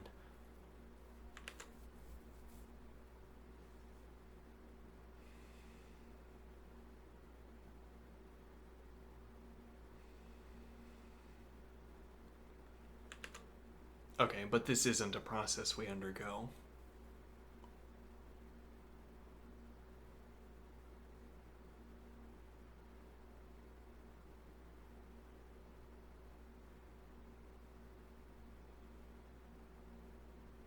This isn't a description of our society. Well, and that's because given how our society runs, all is more fundamental. If nothing else, the taxation phase happens after the tree cutting down phase, and it doesn't happen by gathering trees. You don't tax the tree. You don't collect taxes in the form of a tree. You collect anymore. In the past, taxation in-kind taxation would be more common.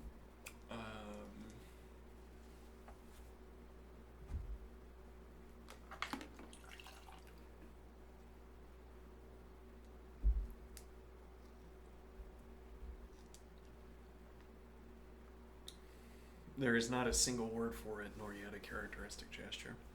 And again, I think the point of this remark, or something I get out of this remark, is the continued erosion of the continued poking at this tendency, this totalizing tendency, this totalizing rhetoric that people have. Of course, all must be the more fundamental concept. Why? Because we can derive all but one from it. Meaningless. What is a non sequitur? Now, I mean, I'm more willing to say that lines of reasoning are non sequitur than the average person, admittedly. It does not follow. We can define all but one in terms of, well, I mean, you could say what it means, what the word fundamental means, is that when we have one concept and we have a different concept, and I can derive one concept from the other, the other is more fundamental. And the derivation is less fundamental. Okay, but then we use the word fundamental in circumstances broader than just that. And the force of the word fundamental, the rhetorical force of this word fundamental, is not a product of how we compare derivable concepts to the concepts from which they are derived. I mean that you get some rhetorical force with this word fundamental. You're not getting that rhetorical force from the utility of saying that one concept is derivable and the other is the source of the derivation. That's still too complicated. There's an easy way of saying this, I think.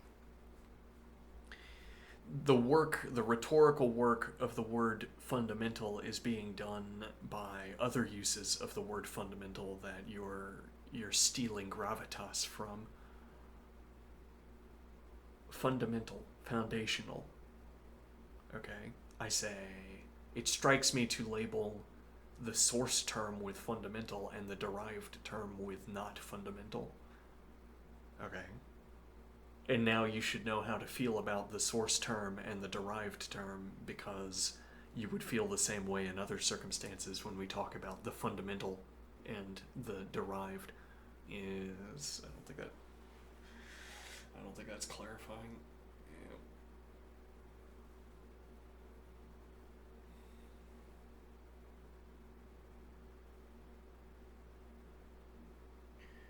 All is a fundamental concept, and all but one less fundamental. There is not a single word for it, nor yet a characteristic gesture.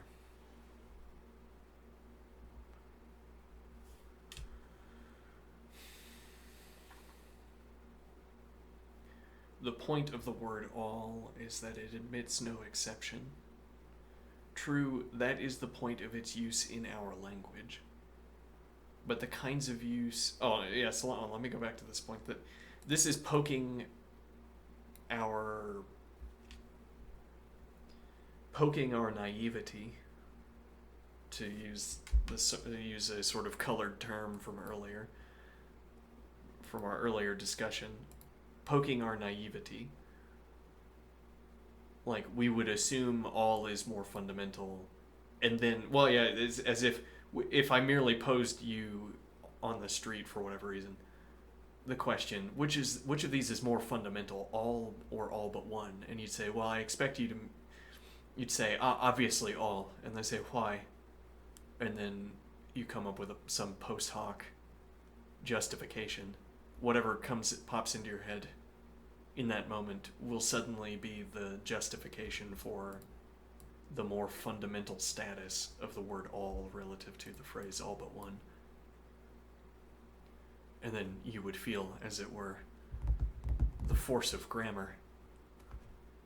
You'd take your ad hoc, off the top of your head justification for asserting that all is the more fundamental concept and argue for it, as opposed merely to admitting that it's just what popped into my head when you asked me the question.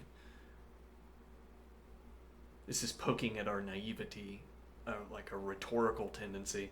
Well, and it's the same rhetorical tendency, I am thinking, or a similar rhetorical tendency to the above, where logic receives a kind of aura of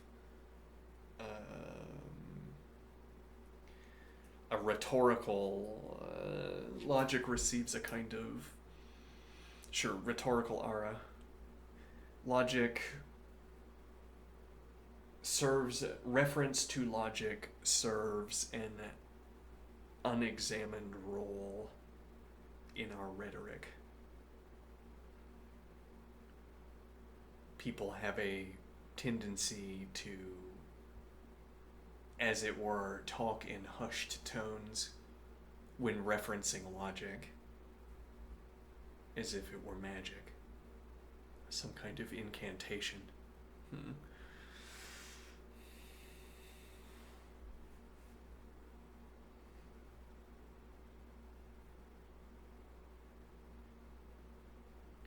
And how do we use this proposition?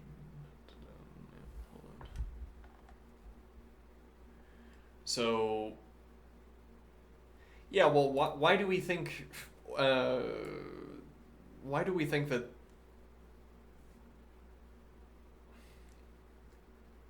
well, this is Wittgenstein himself saying this. I mean, it is important that in our language, all is a fundamental concept and all but one is less fundamental. So, I mean, part of what I'm doing here is saying that these categories of more and less fundamental are empty, or they're made up on the spot. Which, true, if we're not working in formal language, our categories are typically made up on the spot, usually made up on the spot. All is a fundamental concept, and all but one less fundamental.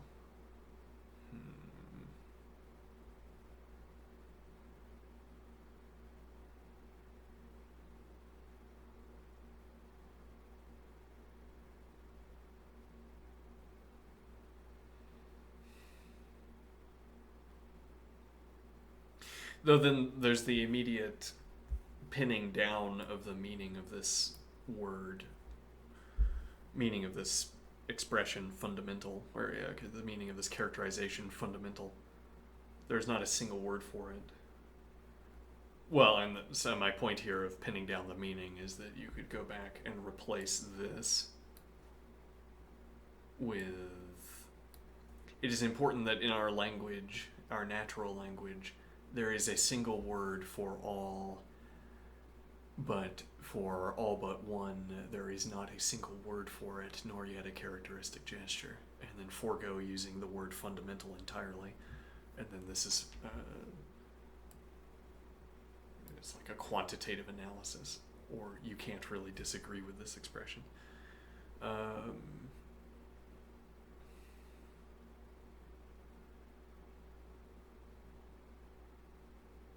If we wanted to insist on this idea, if we wanted to insist on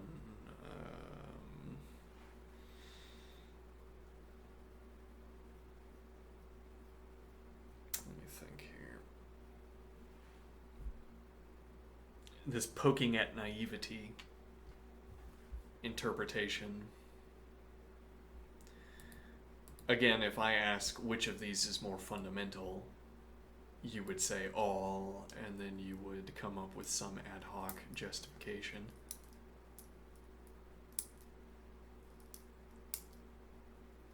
You'd say all, well, I mean, all means all. And then you say, yeah, but then all but one means all but one. What does that even mean? What am I telling myself? Okay, now though, then this characterization is saying fundamental here is not about some overarching conceptual analysis. Fundamental, the fundamentality of a word is about, it's like a quantitative characterization. Not sure I'm liking where this point is going. Yeah. The point of the word all is that it admits no exception. True, that is the point of its use in our language. But the kinds of use we feel to be the point are connected with a role that such and such a use has in our whole life.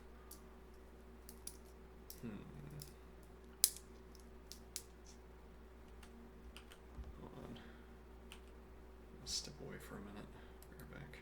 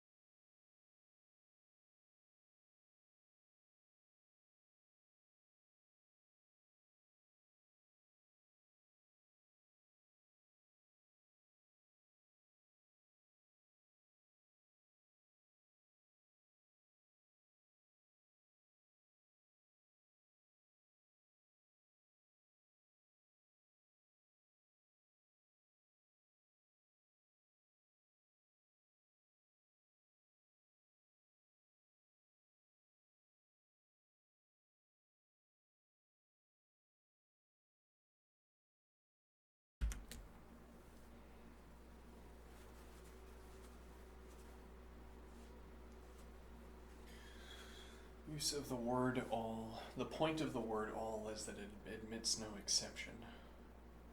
True, that is the point of its use in our language, but the kinds of use we feel to be the point are connected with the role that such and such a use has in our whole life.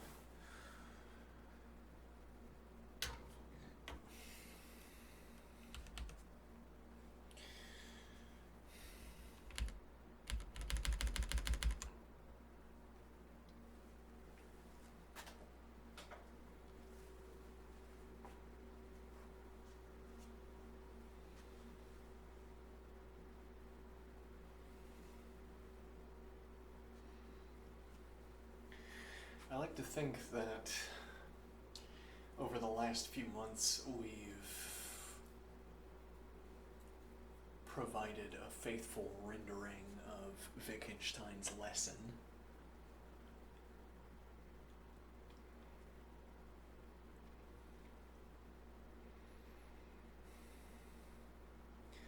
One of the concerns is that one of these days, when I come back to explain Wittgenstein again, I'm not going to be able to do it.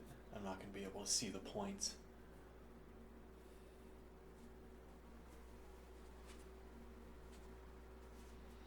I'm not going to be able to synthesize the observations through my own experiences and represent them.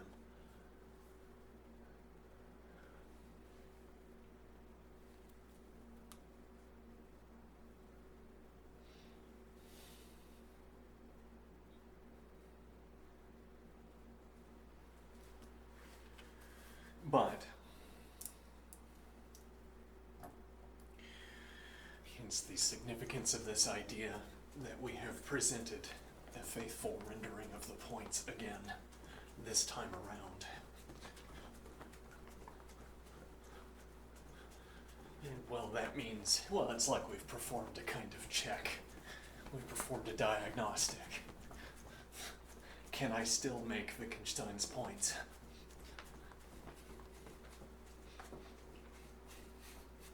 Will I still be able to if I try again next time? More likely, I suppose, now that the diagnostic has returned a positive.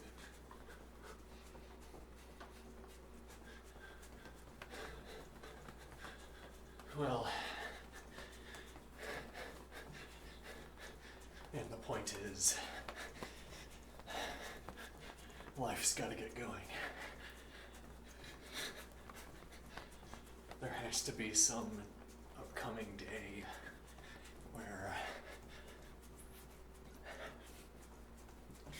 I don't know, where I become employed, I guess.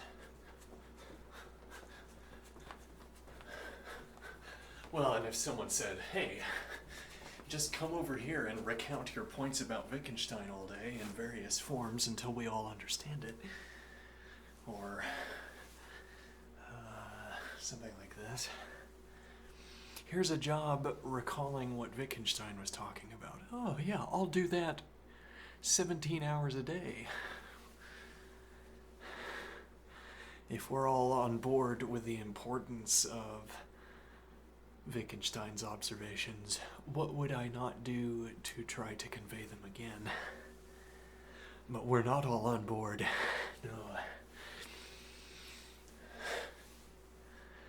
And now, like making the point, I think I would be more valuable, put to more valuable use explaining Wittgenstein again than trying my hand at software engineering or trying my hand at mathematics. But no one is paying for me to recount Wittgenstein again, and, well,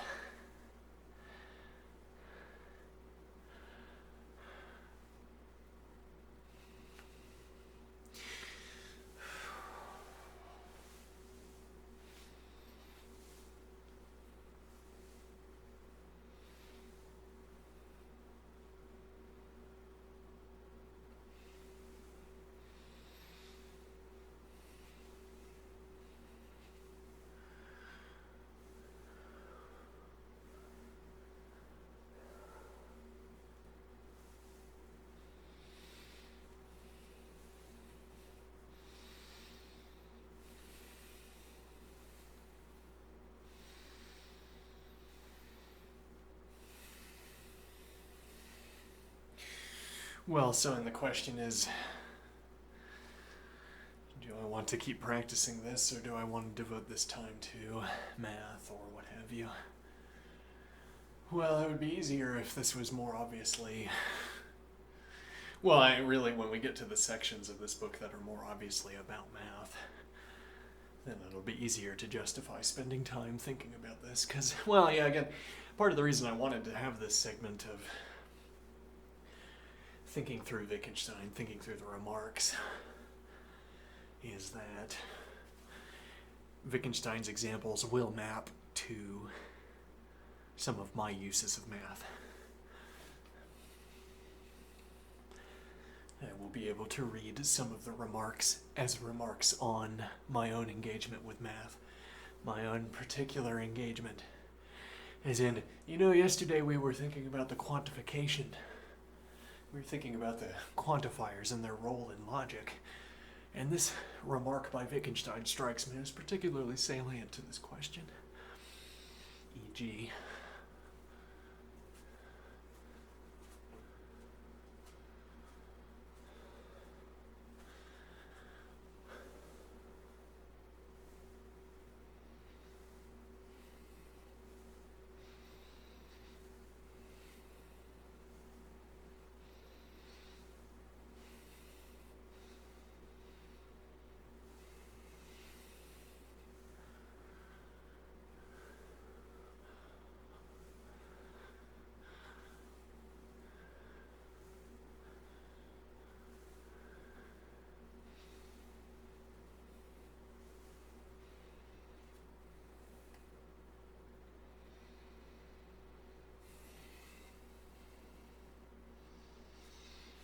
I didn't check chat. Is anybody in chat? What are you up to, chat?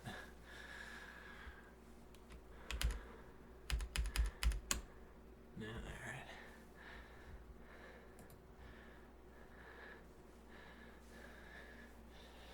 I had this thought recently.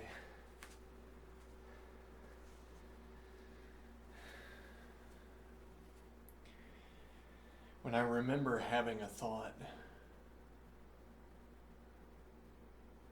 I wonder if I only have a thought the first time if I remember having the thought later.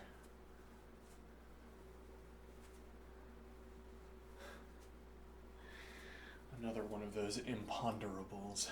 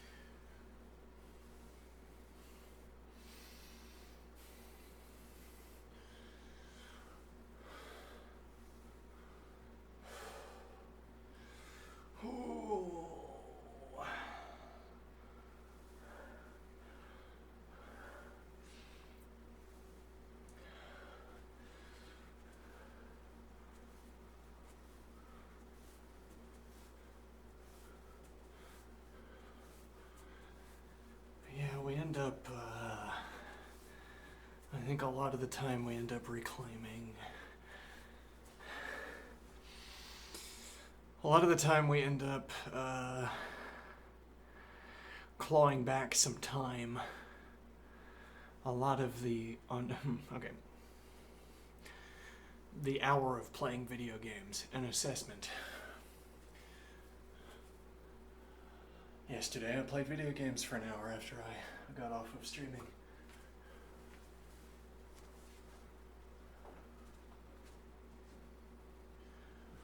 And then I started streaming at 6:40. My post-dinner stream began at 6:40 instead of 7:30 EG.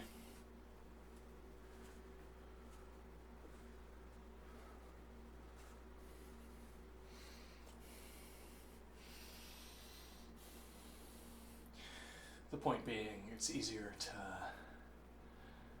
to get back on and continue streaming. Well, normally, yeah, we would spend that hour streaming, then take dinner, and then I wouldn't want to come back so soon, and then we'd sit in the chair, looking at another stream or looking at the news.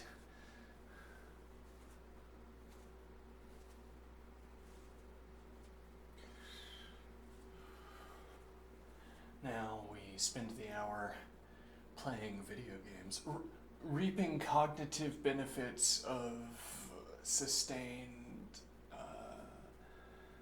gameplay interactions. And then we eat dinner and we come back and we're ready to go.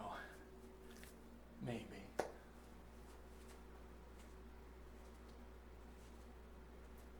There's also the point that the quality of this segment drops off towards the end often.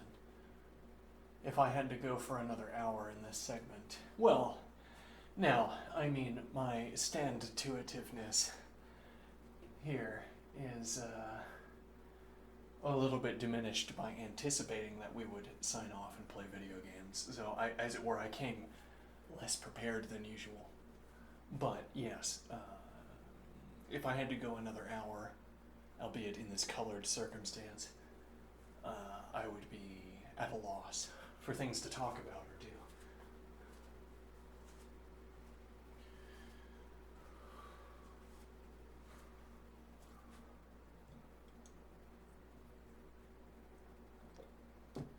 Stand-to-itiveness was a reference to Shakespeare.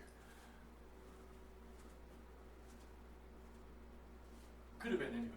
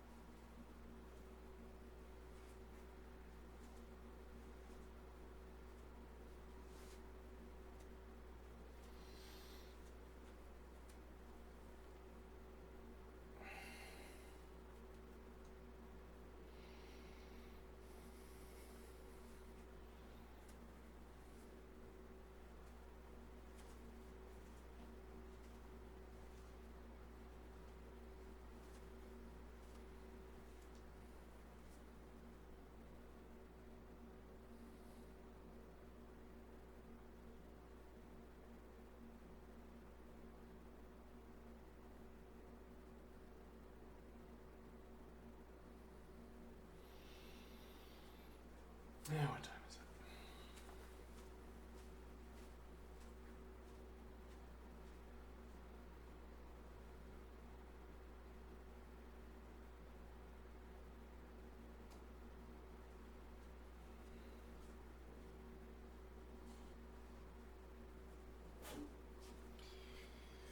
feel we are in a bit of the doldrums here. I'm a little bit... a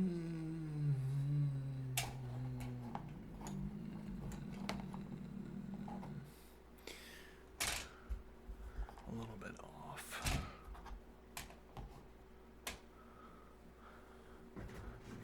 Nothing for it. Nothing I'm willing to take anyway.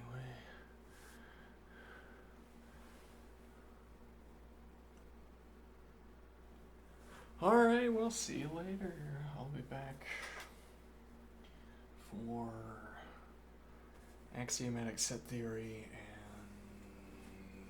and mathematics in lean.